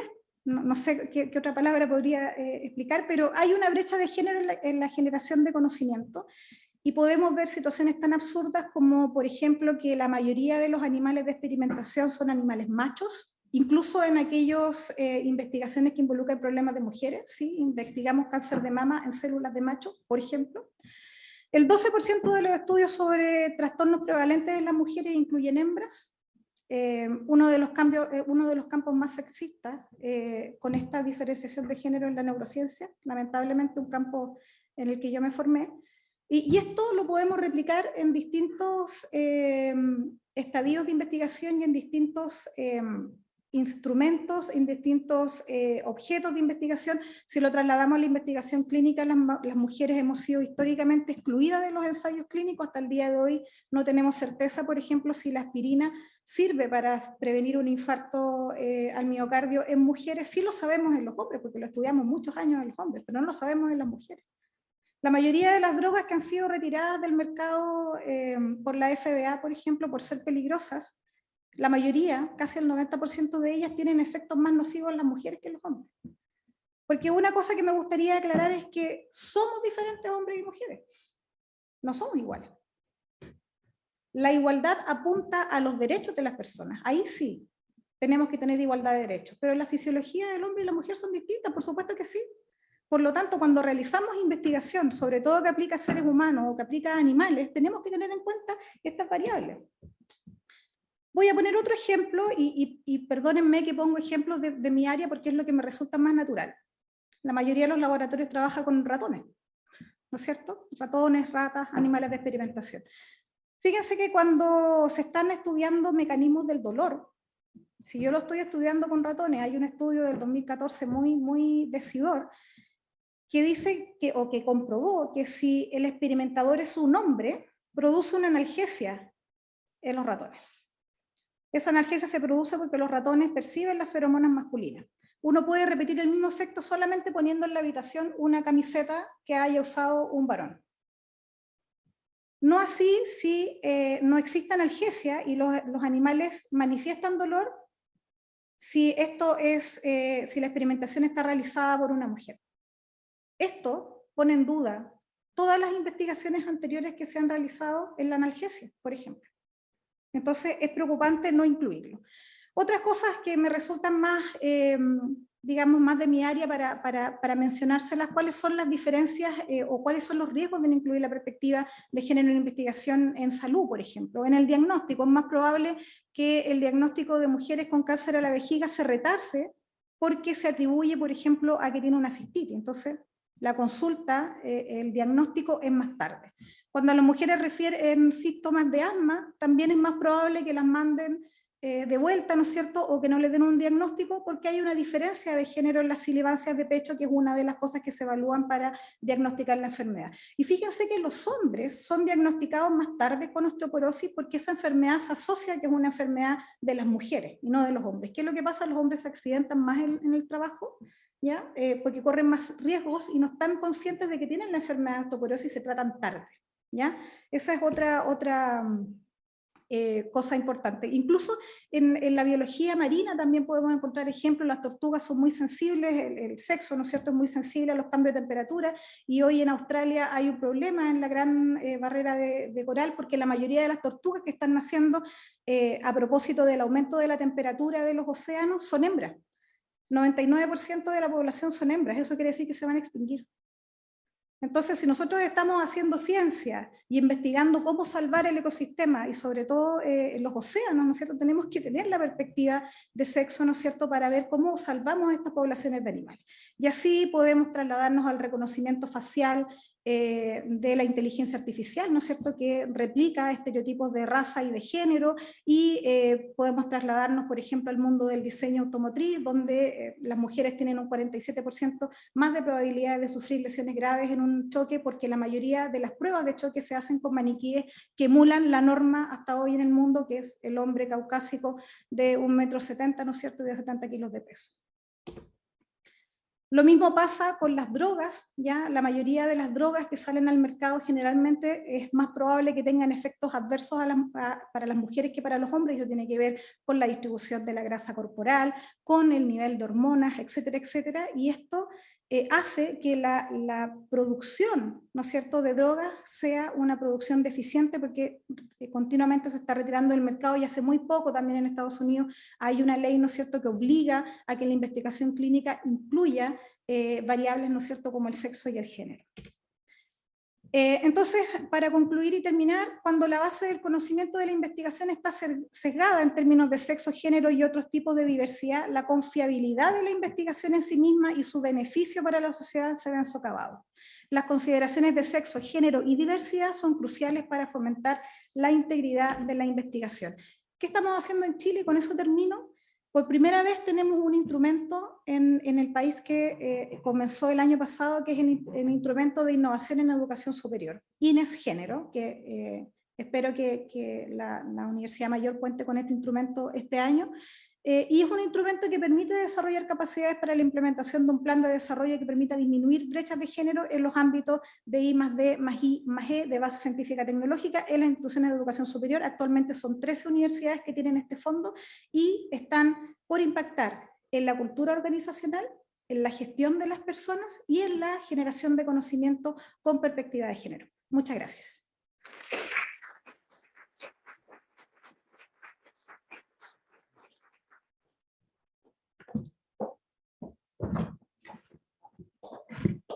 Bien, muchísimas gracias también a la doctora Vania Figueroa por esta interesante presentación. Muchísimas gracias.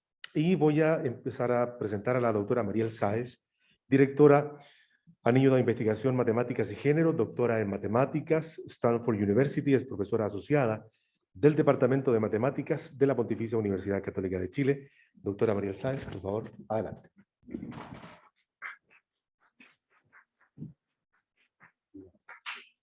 Adelante. ¿Se escucha bien ahí? ¿Sí? Gracias. Bueno, primero agradecer la invitación, agradecer la presencia de autoridades, académicos, académicas y alumnos. Muchas gracias por estar aquí. Y yo más bien quiero mantener una presentación breve para darle espacio a la discusión y agregar un par de perspectivas a lo que se ha hablado aquí hasta ahora, que ya han sido muchos datos y muchas cosas importantes que se conocen respecto a la perspectiva de género. Yo, como dijeron en la presentación, soy matemática. Y en general el acercamiento al género desde las matemáticas es menos claro que en otras ciencias.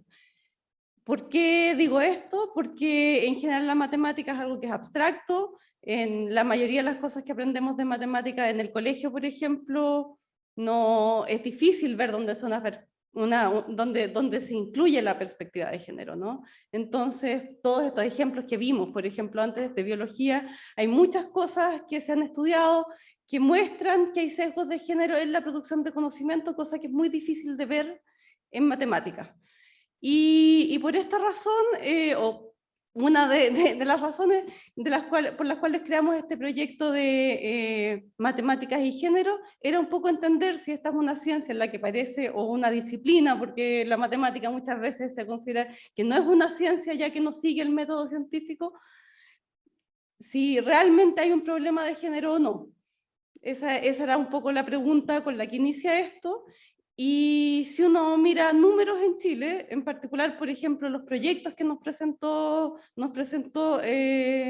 la doctora Hidalgo al principio de esta charla, si uno segmenta las ciencias aún más y ve las diferencias entre ciencias que incluyen más matemática, como matemática, física, astronomía, y aquellas ciencias de la vida, en matemática y en tecnología las brechas son mucho más pronunciadas. En todas hay brechas importantes, sin embargo en matemáticas y en física y en estas ciencias con mayor componente matemática que llamamos nosotros, hay brechas aún mucho mayores. De esos números de 30% que veían ustedes en la presentación anterior, en matemáticas son cosas que en general se reducen al 20%, 15%, 10% incluso hace no muchos años atrás. Y si miramos, de hecho, el caso específico de matemática, el año antepasado, no se adjudicó ningún proyecto Fondecita a mujeres en matemáticas. Entonces las brechas son súper importantes, a pesar de que aparentemente es una disciplina en que no debería haber diferencia entre hombres y mujeres. No hay aspectos disciplinarios que aparezcan, que muestren, digamos, esas diferencias.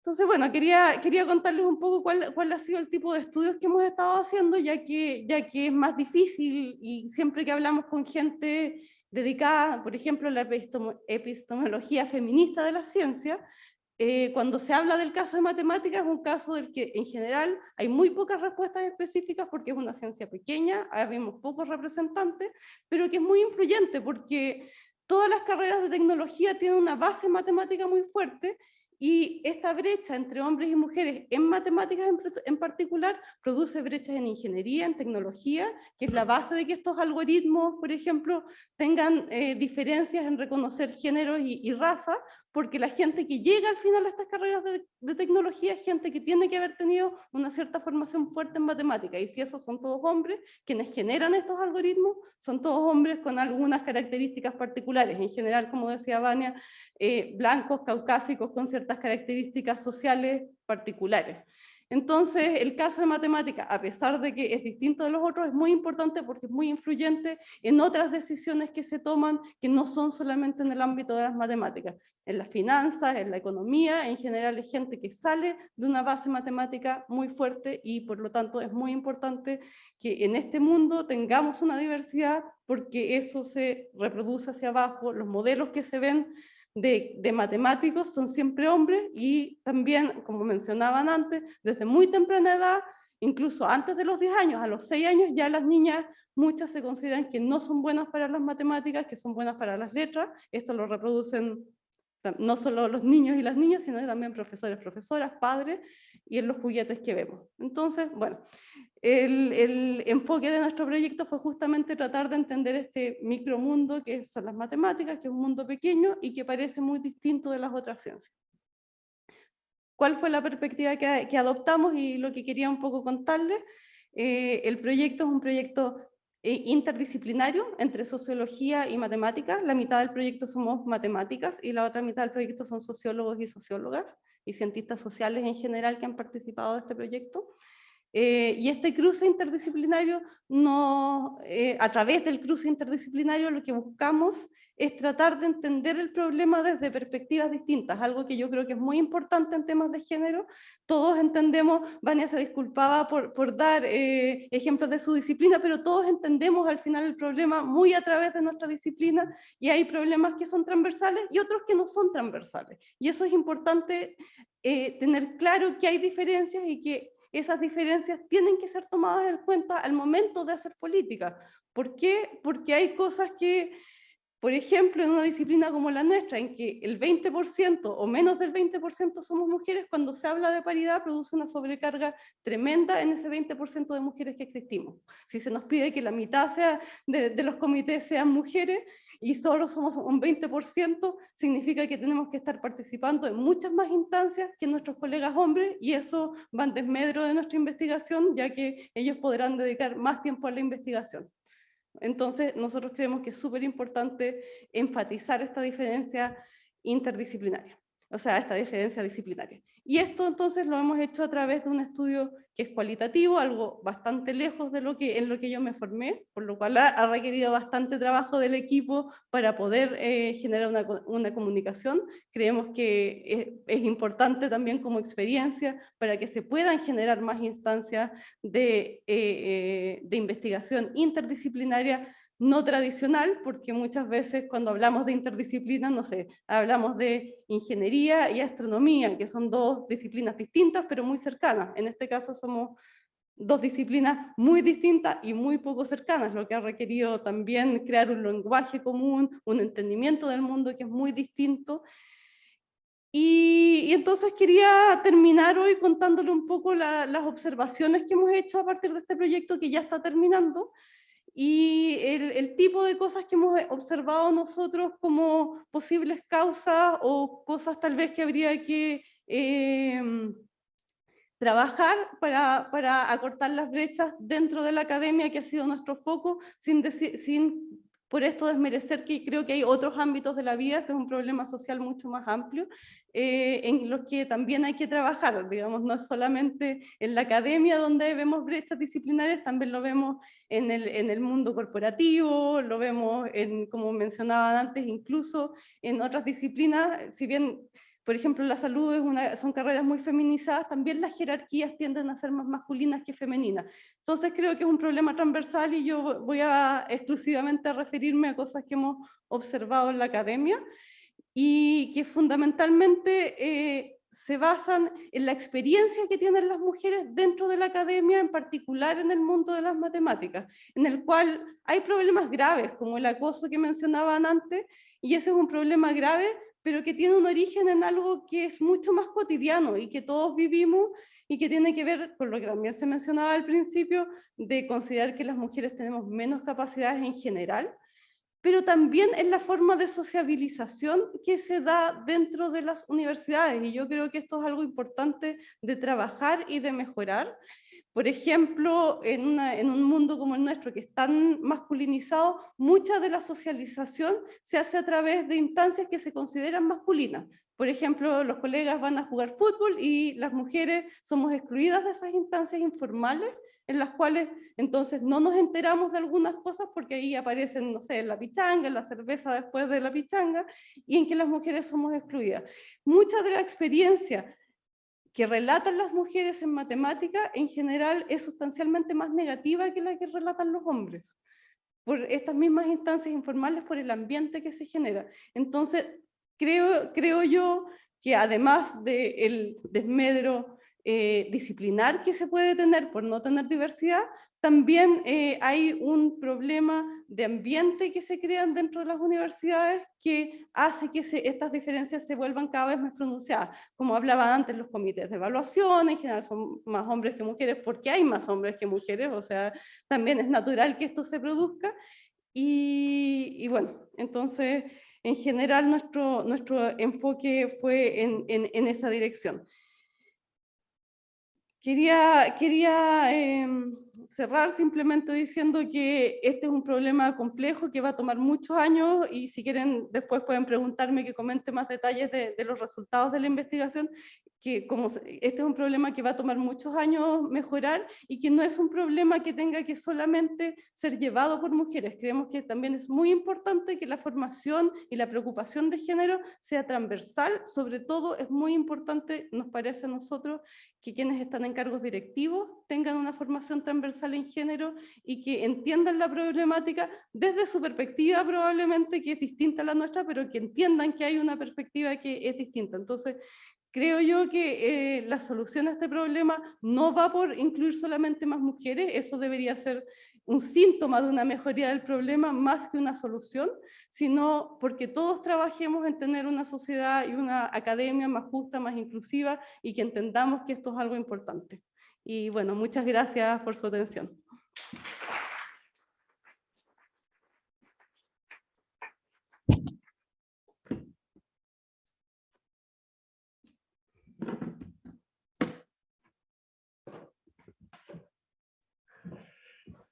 Bien, muchísimas gracias. Agradecemos también a la doctora Mariel Sáez y también por consiguiente a quienes nos acompañaron también a la doctora María Cecilia Hidalgo y a la doctora Vania Figueroa por este importante panel de conversación. Y ya de esta manera, con las 3 presentaciones, estamos cerrando y poniendo punto final a esta ceremonia de inauguración de los programas de doctorado de la Dirección de Doctorados de la Universidad Mayor. Una vez más, queremos agradecerles a todos ustedes por habernos acompañado en el día de hoy. Nos despedimos también de quienes se nos acompañaron vía streaming, vía online. Ustedes también fueron parte muy importante de esta ceremonia de inauguración. A nuestro rector, a todos quienes nos acompañaron, muchísimas gracias por su asistencia. Y una vez más, en nombre de la Universidad Mayor, muchísimas gracias y muy buenos días para todos.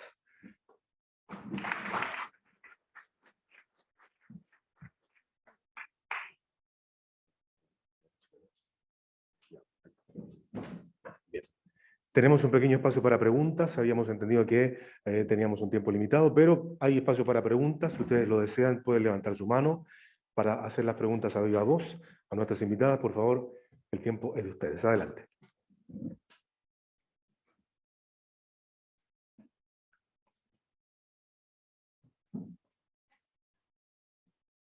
Bien, tenemos una pregunta acá, por cercanía. Tenemos esta pregunta acá primero, por favor, adelante. Te escuchamos fuerte y claro.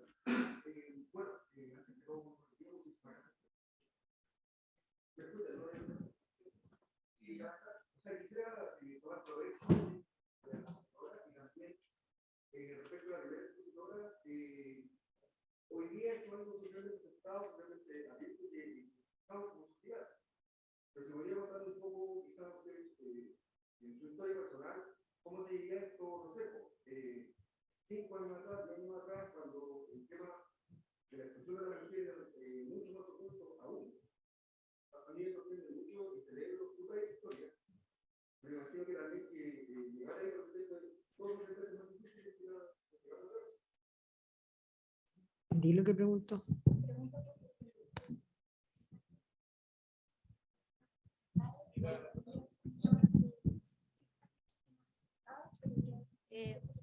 Acá traje un micrófono para las siguientes preguntas. Gracias por la pregunta. Creo que me estás preguntando por mi trayectoria, si yo encontré problemas.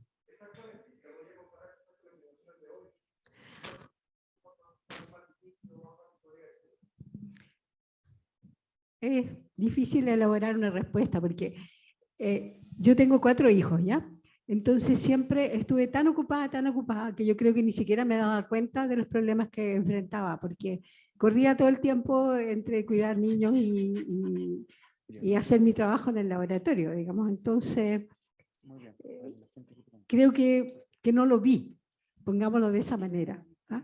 Por mi propia incapacidad de poner atención a estos problemas. Pero fíjate que una vez que me otorgaron el premio el año 2006, el Premio Nacional en Ciencias Naturales, me han empezado a preguntar qué pasa con las mujeres en ciencia, y en ese momento yo empecé a mirar el problema y he generado todas las cosas que compartimos hoy día, digamos. Pero claramente creo que la situación ahora es muy distinta porque hay mucha conciencia del tema de género y que las mujeres no podemos ser dejadas en el camino. Gracias. Bien, muchísimas gracias, doctora. Al final había otra pregunta. Alguien levantó la mano allá, por favor.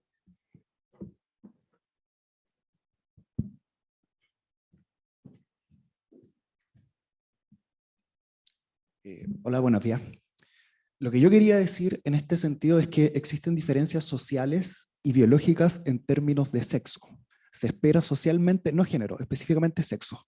Se habla específicamente de que socialmente se espera que ciertos sexos tengan ciertas responsabilidades en diferentes contextos. En este sentido, en términos de la ciencia, yo personalmente no considero que sea relevante la ideología de género debido a que lo único que debería contarse es el peso de nuestros resultados.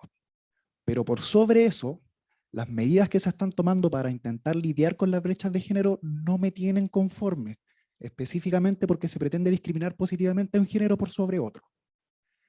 ¿Cómo podemos lidiar con todos estos términos de ideología de género, de discriminación positiva, sin tener que bajar los estándares de un género con respecto a otro, o facilitando la entrada a un área, a un género por sobre otro, en medidas que no están relacionadas netamente con el mérito? ¿Cómo podemos resolver eso?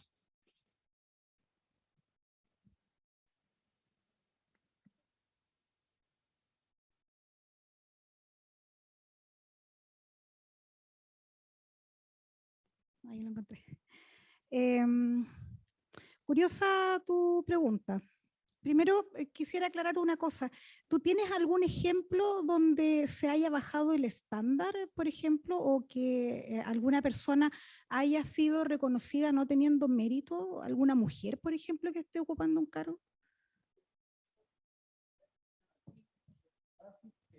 Basic Inequality, existe un índice a nivel mundial que se llama el BIGI, que es el Basic Inequality Gender Indicator. Sí, lo conozco perfecto. Index. ¿Cómo ese índice? Explícame cuál de esos parámetros tú consideras que esté revelando que se esté otorgando, por ejemplo, a través del sistema de cuotas, una asignación de algún cargo donde haya mérito o donde haya, por ejemplo, algo que sea de mala calidad o que no represente el estándar.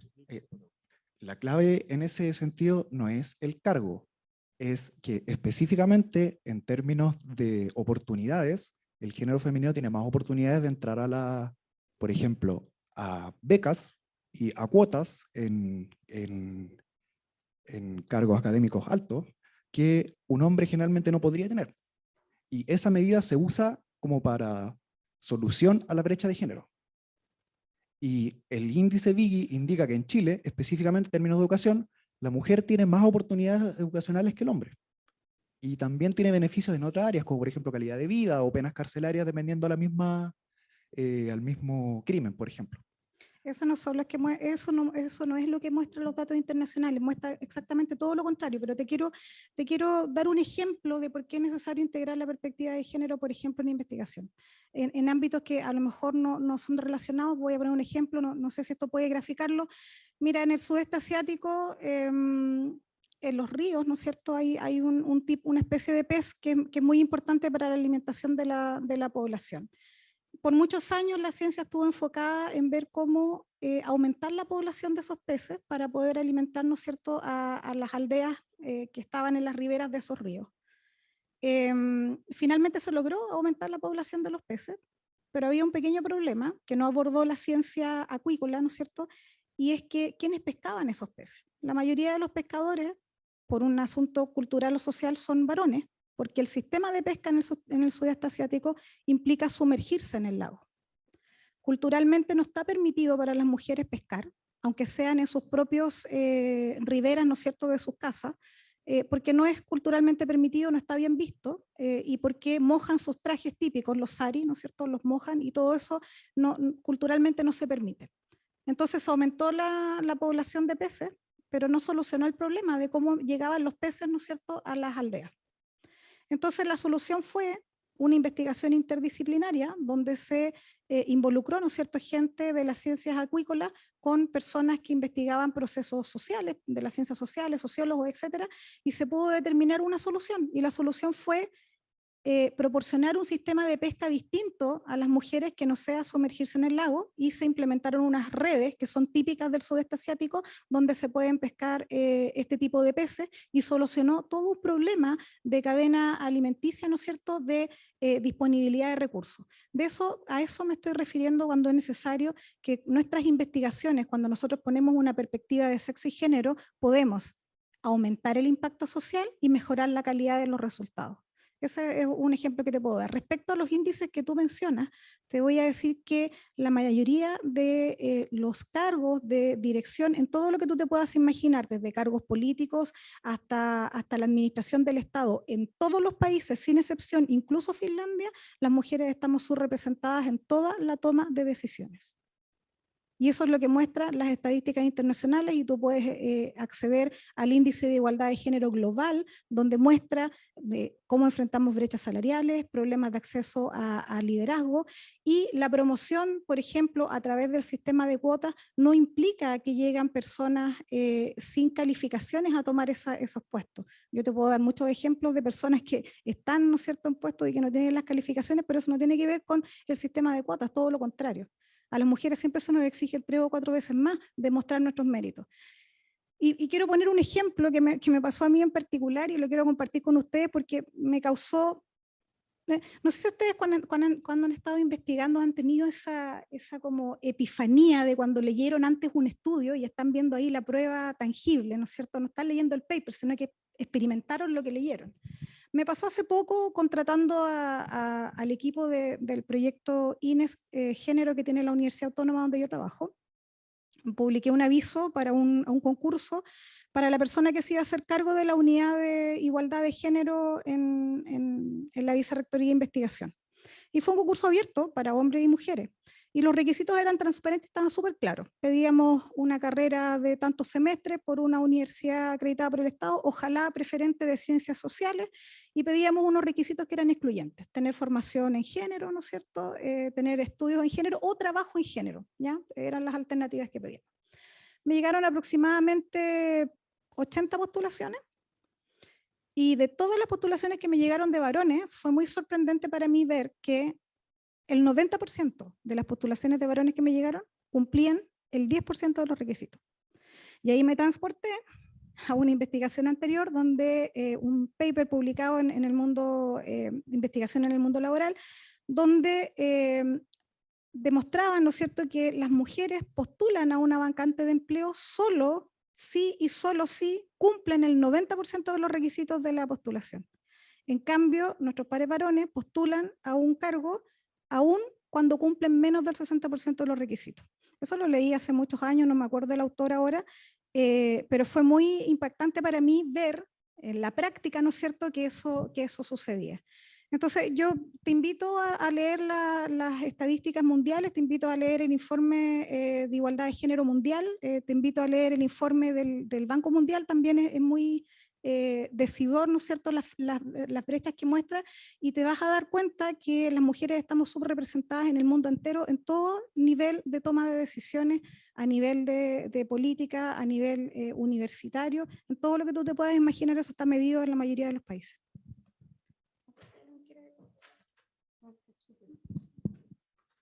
Estimados, en función del tiempo, vamos a tomar un par de palabras adicionales. Pido la palabra la vicerrectora. Muchas gracias por las 3 exposiciones, por las 3 aperturas a este tema, por haber estado aquí. Realmente quiero partir agradeciéndoles a nivel institucional también por ayudarnos a abrir estos espacios de debate, que yo creo que muchas veces hace falta para precisamente poder entender cuáles son las explicaciones o los mecanismos detrás de todas estas brechas. Mi pregunta en realidad es un poco lo contrario a lo que acaba de plantear la pregunta anterior. Les quiero preguntar desde su opinión cuáles los pros y los contras que podrían significar precisamente las cuotas, porque al menos desde mi perspectiva siento que sin cuotas, que no implica, realmente creo que no implica bajar los estándares, creo que sin cuotas es imposible que realmente tengamos un avance que sea significativo y que nos permita abordar, como decimos, los problemas relacionados con el desarrollo en la generación del conocimiento, porque a la tasa, como decían varias de las exposiciones hoy día, no da, digamos, en términos de políticas públicas. Entonces les quería preguntar cuáles desde su perspectiva esos beneficios o no tan beneficios que podría tener políticas asociadas a cuotas en todos los espacios en los que pudiéramos reforzar que la equidad de género tiene que ser concreta. Esa es mi pregunta.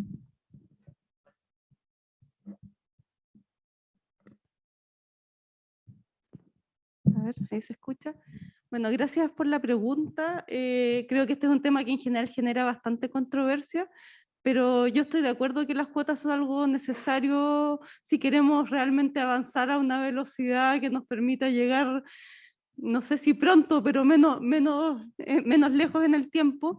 Y yo creo que las cuotas funcionan en distintos niveles, en particular en el caso, por ejemplo, de carreras de pregrado, que hay algunas experiencias en los últimos años. Las políticas de cuota han demostrado que no solamente eso permite el ingreso de más mujeres, sino que también funciona como una promoción de que eso es importante para la institución. Entonces postulan más mujeres. En particular, por ejemplo, en el caso de la Escuela de Ingeniería de la Universidad de Chile, que implementó un programa de cuota hace unos 5 años atrás, eso ha mostrado que muchas más mujeres están postulando la carrera y muchas más mujeres están entrando por vía regular que antes que tuvieran los programas de cuota. Y eso también pasó el año pasado, es un solo caso, así que no quiero decir que esto es general, pero en mi universidad, la Universidad Católica, la licenciatura en matemática, teníamos un ingreso por cuotas con algunos requisitos. Nadie usó la cuota, pero sí postularon muchísimas más mujeres. Entonces creo que funcionan de una manera tal vez no solamente directa, sino que también indirecta, como una muestra de que es importante para la institución. Y la otra cosa que estudios han mostrado, que tiene que ver justamente con lo que se mencionaba aquí antes, es que, a ver cómo decirlo, por ejemplo, en pruebas estandarizadas, volviendo al caso de los estudiantes, mujeres y hombres a mismo puntaje en la prueba de ingreso, que ha ido cambiando de nombre, pero en las pruebas de ingreso las mujeres en general tienen mejores rendimientos que sus pares del mismo puntaje, que tiene que ver con cómo funcionan las pruebas estandarizadas. Y también en el caso de los puestos académicos, que las evaluaciones justamente a las mujeres en general, al mismo mérito se las evalúa más bajo, y esto hay montones de estudios de distinto tipo que muestran eso. Entonces también la cuota un poco es un reconocimiento a eso, a que no, en los procesos de evaluación inevitablemente hay procesos que son no objetivos. Entonces es un poco un reconocimiento a esa incapacidad de tener paneles completamente objetivos, me parece, además de una muestra de interés por el tema de avanzar efectivamente en cerrar brechas, me parece a mí. Yo quería complementar un poco con una experiencia nacional, a lo mejor yéndonos un poco del tema de la ciencia. Cuando se implementó la primera ley de cuotas de género para las elecciones parlamentarias, se logró solamente aumentar un 25% la representación de mujeres en el Parlamento, porque rápidamente los partidos políticos encontraron la forma de hacer trampa con la ley de cuotas, ¿no es cierto? Y pusieron a mujeres en lugares poco competitivos para ser electas, y ahí se acuñó el término de las acompañantes. A mí me tocó, desde las organizaciones donde trabajaba en ese tiempo, me tocó estar en la incidencia técnico-legislativa de esa ley, y no vimos cuando se diseñó la fórmula este problema. El problema de estar atrapadas en un 25% de representación política tiene varias aristas, pero una de las más importantes tiene que ver con qué temas se impulsan en la agenda legislativa cuando no hay mujeres en el Parlamento. Y por eso, cuando vino el proceso de la Convención Constitucional, las mismas mujeres de la red de politólogas que habían diseñado la fórmula para la primera ley de cuotas, diseñaron ahora la fórmula de la paridad con el aprendizaje anterior, ¿no es cierto? Y se impone la paridad de salida para que de nuevo no ocurra, ¿no es cierto?, esta trampa de los partidos políticos de poner a mujeres en lugares no competitivos. Y cuando introducimos más mujeres en los parlamentos, y esto no solamente ha pasado en Chile, sino que en el resto del mundo, cambian las prioridades de la agenda legislativa y eso tiene mayor impacto social. Y hay casos muy buenos de estudio para verlo, por ejemplo, en los países nórdicos, que nos gusta tanto mirarlos como un ejemplo a seguir.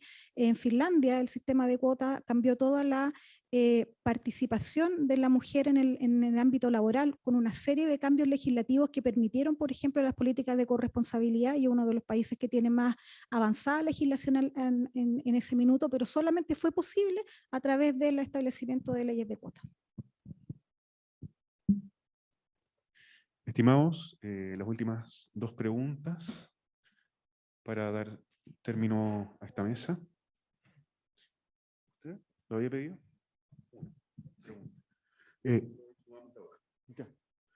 Muchas gracias por haber compartido esto. Y tengo una consulta entre varias de las cosas alarmantes que ustedes contaron. Hay algo que me llama mucho la atención de cómo incluso antes de la adolescencia o bastante antes de la adolescencia, las niñas ven que la ciencia no es algo como para ellas. Entonces, la que tengo a continuación es, ¿qué cosa ya a corto plazo se puede ya estar haciendo a ese nivel de edad para empezar a revertir esa situación? Gracias.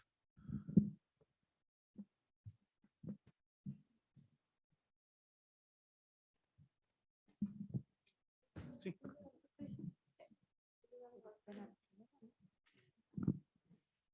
Bueno, gracias por la pregunta. Es una pregunta que se ha abordado desde distintas perspectivas y creo que no es una pregunta fácil, obviamente, porque si fuera fácil ya se habían hecho más cosas al respecto. Pero una de las cosas que se indican, por ejemplo, que es importante mostrar más modelos diversos de ciencia, no solo de más mujeres, sino que la ciencia no solo es el hombre viejo con la bata blanca solo en su laboratorio. Entonces, una cosa importante es tratar de visibilizar más modelos de científicos y no solo de científicos, también tecnológicos y de ocupaciones que en general son usualmente vistas como masculinas. Esta, por ejemplo, ha sido una arista importante del proyecto de investigación en el que participo, tratar de dar visibilización no solo a mujeres, sino que a grupos distintos, digamos, a visiones distintas de la gente que realiza ciencia. Una cosa que también se ha indicado mucho, y esto es difícil porque bueno, es lo que hay en el mercado, pero los juegos con los cuales se sociabilizan los niños desde bien pequeños, es importante tratar de buscar no solamente muñecas y visiones, digamos, de cuidados para las niñas y modelos, no sé, de construcción y de creatividad para los niños. Creo que eso es una cosa también importante a tener en cuenta. Y otra cosa que creo que es muy importante es la forma como se sociabilizan los niños y niñas, y eso ya es algo que es complicado porque es cultural y yo creo que todos tenemos sesgos inconscientes al respecto. Así que bueno, también es importante, yo creo, trabajar en esos sesgos inconscientes, pero por ejemplo, en general la sociabilización de los niños va mucho más por el lado de explorar, no importa que el niño se ensucie, no importa que el niño rompa cosas, en cambio la niña se espera mucho más que esté siempre limpia, siempre perfecta, que no se equivoque en nada, y equivocarse es algo básico para hacer ciencia, hay que equivocarse, y yo creo que esas cosas hay que promoverlas más y tratar de decir, no, las niñas son así, los niños son de esta otra manera. Entonces, bueno, no sé, poner tal vez ojo como padres en eso, aunque es muy, muy difícil, no son tareas fáciles a pesar de que suena fácil decirlo, digamos. Sí, yo quisiera complementar un poco, digamos, esa respuesta, porque creo que aquí estamos enfrentando sesgos culturales muy profundos. Y nuestros niños están expuestos a todo tipo de estereotipos, y quiero dar un ejemplo. Por ejemplo, esta película que hace unos años atrás, no sé si ustedes la vieron, Lluvia de hamburguesas.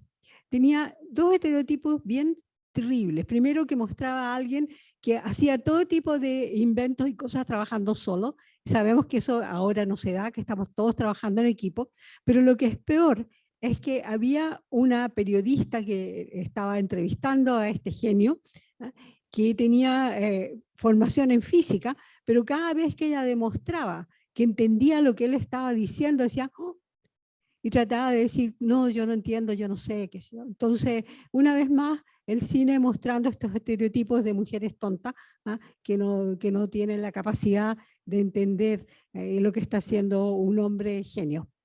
Entonces estamos enfrentados a ese tipo de problemas, y nuestros niños ven esto y empiezan a tener toda esta información sesgada desde muy chicos, lo cual es un problema.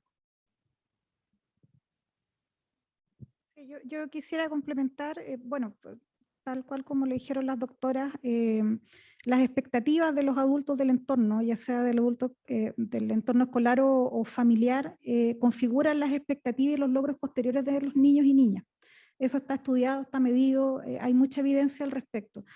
Pero hay un ejemplo en particular que me gustaría mencionar porque a mí me impactó mucho cuando tuve acceso a esa información, y es un estudio que se hizo en museos de ciencias de Estados Unidos en California, donde se grabaron las visitas de familias a los museos.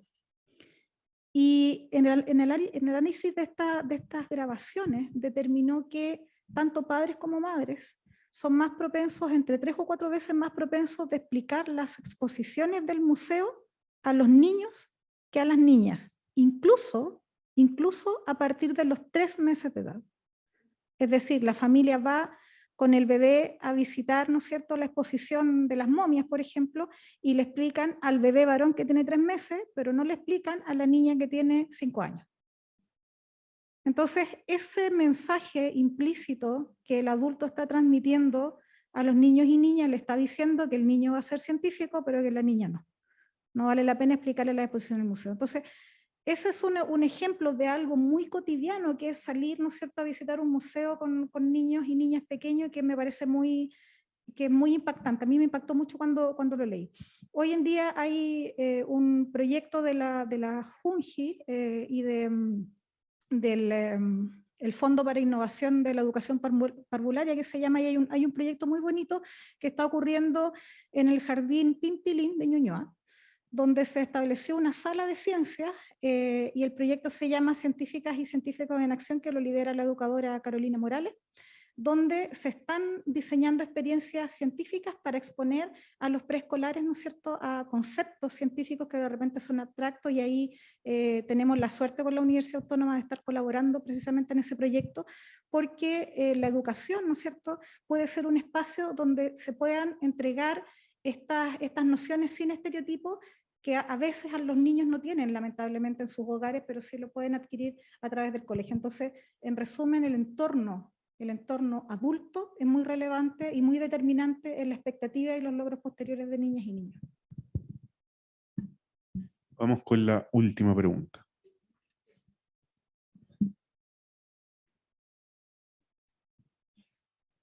Bueno, antes de hacer mi pregunta, quería agregar un comentario a la pregunta anterior.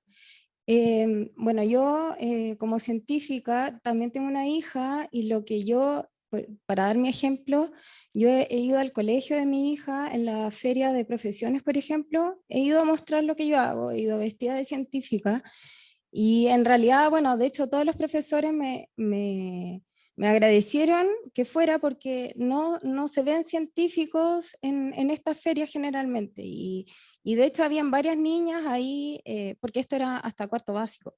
Entonces, eso, bueno, sí, cada una puede hacerlo, que obviamente no hay mucho tiempo, pero eso también ayuda a poder fomentar esta visión distinta de científico loco.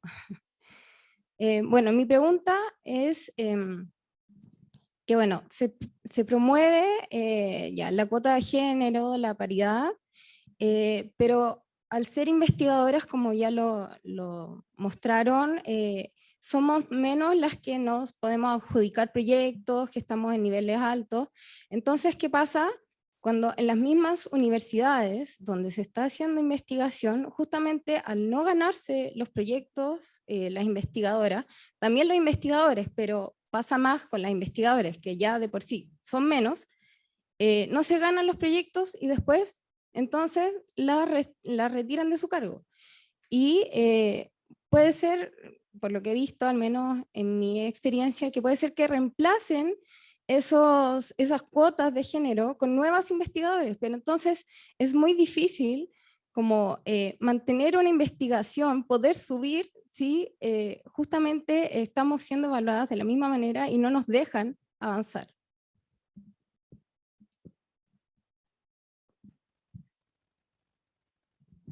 Bueno, gracias por los comentarios y la pregunta. Efectivamente, en este momento el tema de las cuotas es un tema muy incipiente y en niveles bajos, y en general creo que las políticas de apoyo hacia la progresión en la carrera son súper importantes. Yo el año pasado participé en un proyecto del Centro de Políticas Públicas de la Universidad Católica que justamente apuntaba a este tipo de políticas. Por supuesto, estos son sugerencias que es el mundo político que no está llamado a implementarlo, y en ese sentido creo que es súper deseable que los tomadores de decisiones haya más diversidad, más mujeres en particular, pero más diversidad en general. Y nosotros lo que proponíamos en ese estudio era justamente que era importante encontrar medidas de apoyo a la progresión en las carreras de mujeres que no fueran dependientes solamente de Fondesit o no sé, de estos poquitos proyectos que asigna el Estado, que es necesario que las instituciones se pongan ahí en primera línea respecto a apoyar a sus investigadores de distintas maneras. Ahí hay distintas políticas que se han aplicado en el mundo, mentorías, por ejemplo, también tomar en cuenta que las carreras de las mujeres sufren muchísimas más interrupciones que las de los hombres, no solo por el cuidado de los hijos, también en general las mujeres son las llamadas a los cuidados de adultos mayores y de otras personas.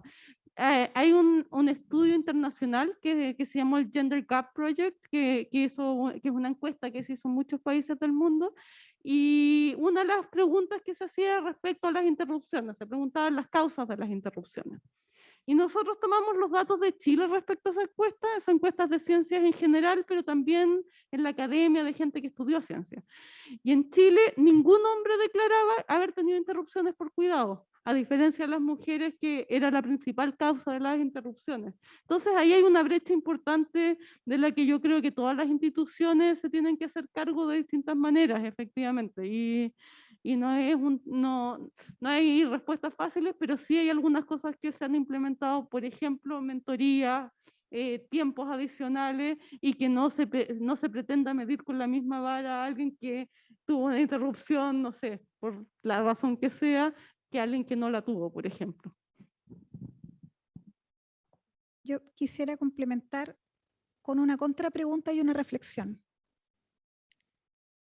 ¿Es sostenible la manera en la que estamos midiendo la calidad y el éxito en investigación? ¿Es sostenible seguir basando el éxito y la calidad de la investigación en los actuales indicadores? Ya la doctora Hidalgo nos mostraba al principio la cantidad de buenos proyectos que quedan sin financiamiento. ¿Es sostenible seguir midiendo el éxito de la investigación y de los académicos y académicas por la adjudicación de fondos en un país donde tenemos tan baja inversión en ciencia y tecnología? ¿Es sostenible? ¿Es sostenible seguir midiendo el éxito de investigadores e investigadoras por publicaciones indexadas, que lo que hacen mayoritariamente es alimentar un negocio editorial de millones de dólares al año, de 5 editoriales que encuentran en el mercado? ¿Es sostenible? ¿Es sostenible que nosotros como latinoamericanos sigamos investigando problemas del norte y no profundicemos la colaboración sur-sur? ¿Es sostenible? Yo creo que una parte importante es lo que señalaba la doctora, ¿no es cierto?, de todo, de cómo el reconocimiento desigual de méritos, ¿no es cierto?, y los sistemas rígidos de evaluación perjudican sistemáticamente a las mujeres, y eso está medido hace muchos años. Eso es una parte del problema. Pero la otra parte del problema es cómo introducimos una nueva perspectiva de pensar de qué forma seguimos midiendo la calidad de la investigación. ¿Cuáles son los indicadores que nos van a impulsar al desarrollo? ¿Son los actuales indicadores que estamos ocupando hoy en día? ¿Son la indexación, los papers, ¿no es cierto?, indexados, donde muchos nunca reciben ni siquiera una cita, por lo tanto no generan un impacto relevante, pero sí significó un costo para el Estado y para las instituciones que financiaron esa investigación, que al final tuvo cero impacto? ¿Es sostenible? Yo los invito y las invito a que nos llevemos esa tarea para la casa, de pensar si realmente la forma en que estamos midiendo, ¿no es cierto?, el éxito y la calidad de la investigación hoy en día es sostenible, y propongamos de qué forma podríamos cambiarlo para que sí sea sostenible, porque, como dije, doy buenas y malas noticias, y la mala noticia es que no tenemos tiempo. No tenemos tiempo. Lo tenemos que hacer ahora. Bien, muchísimas gracias. Le damos un aplauso, por favor, a las...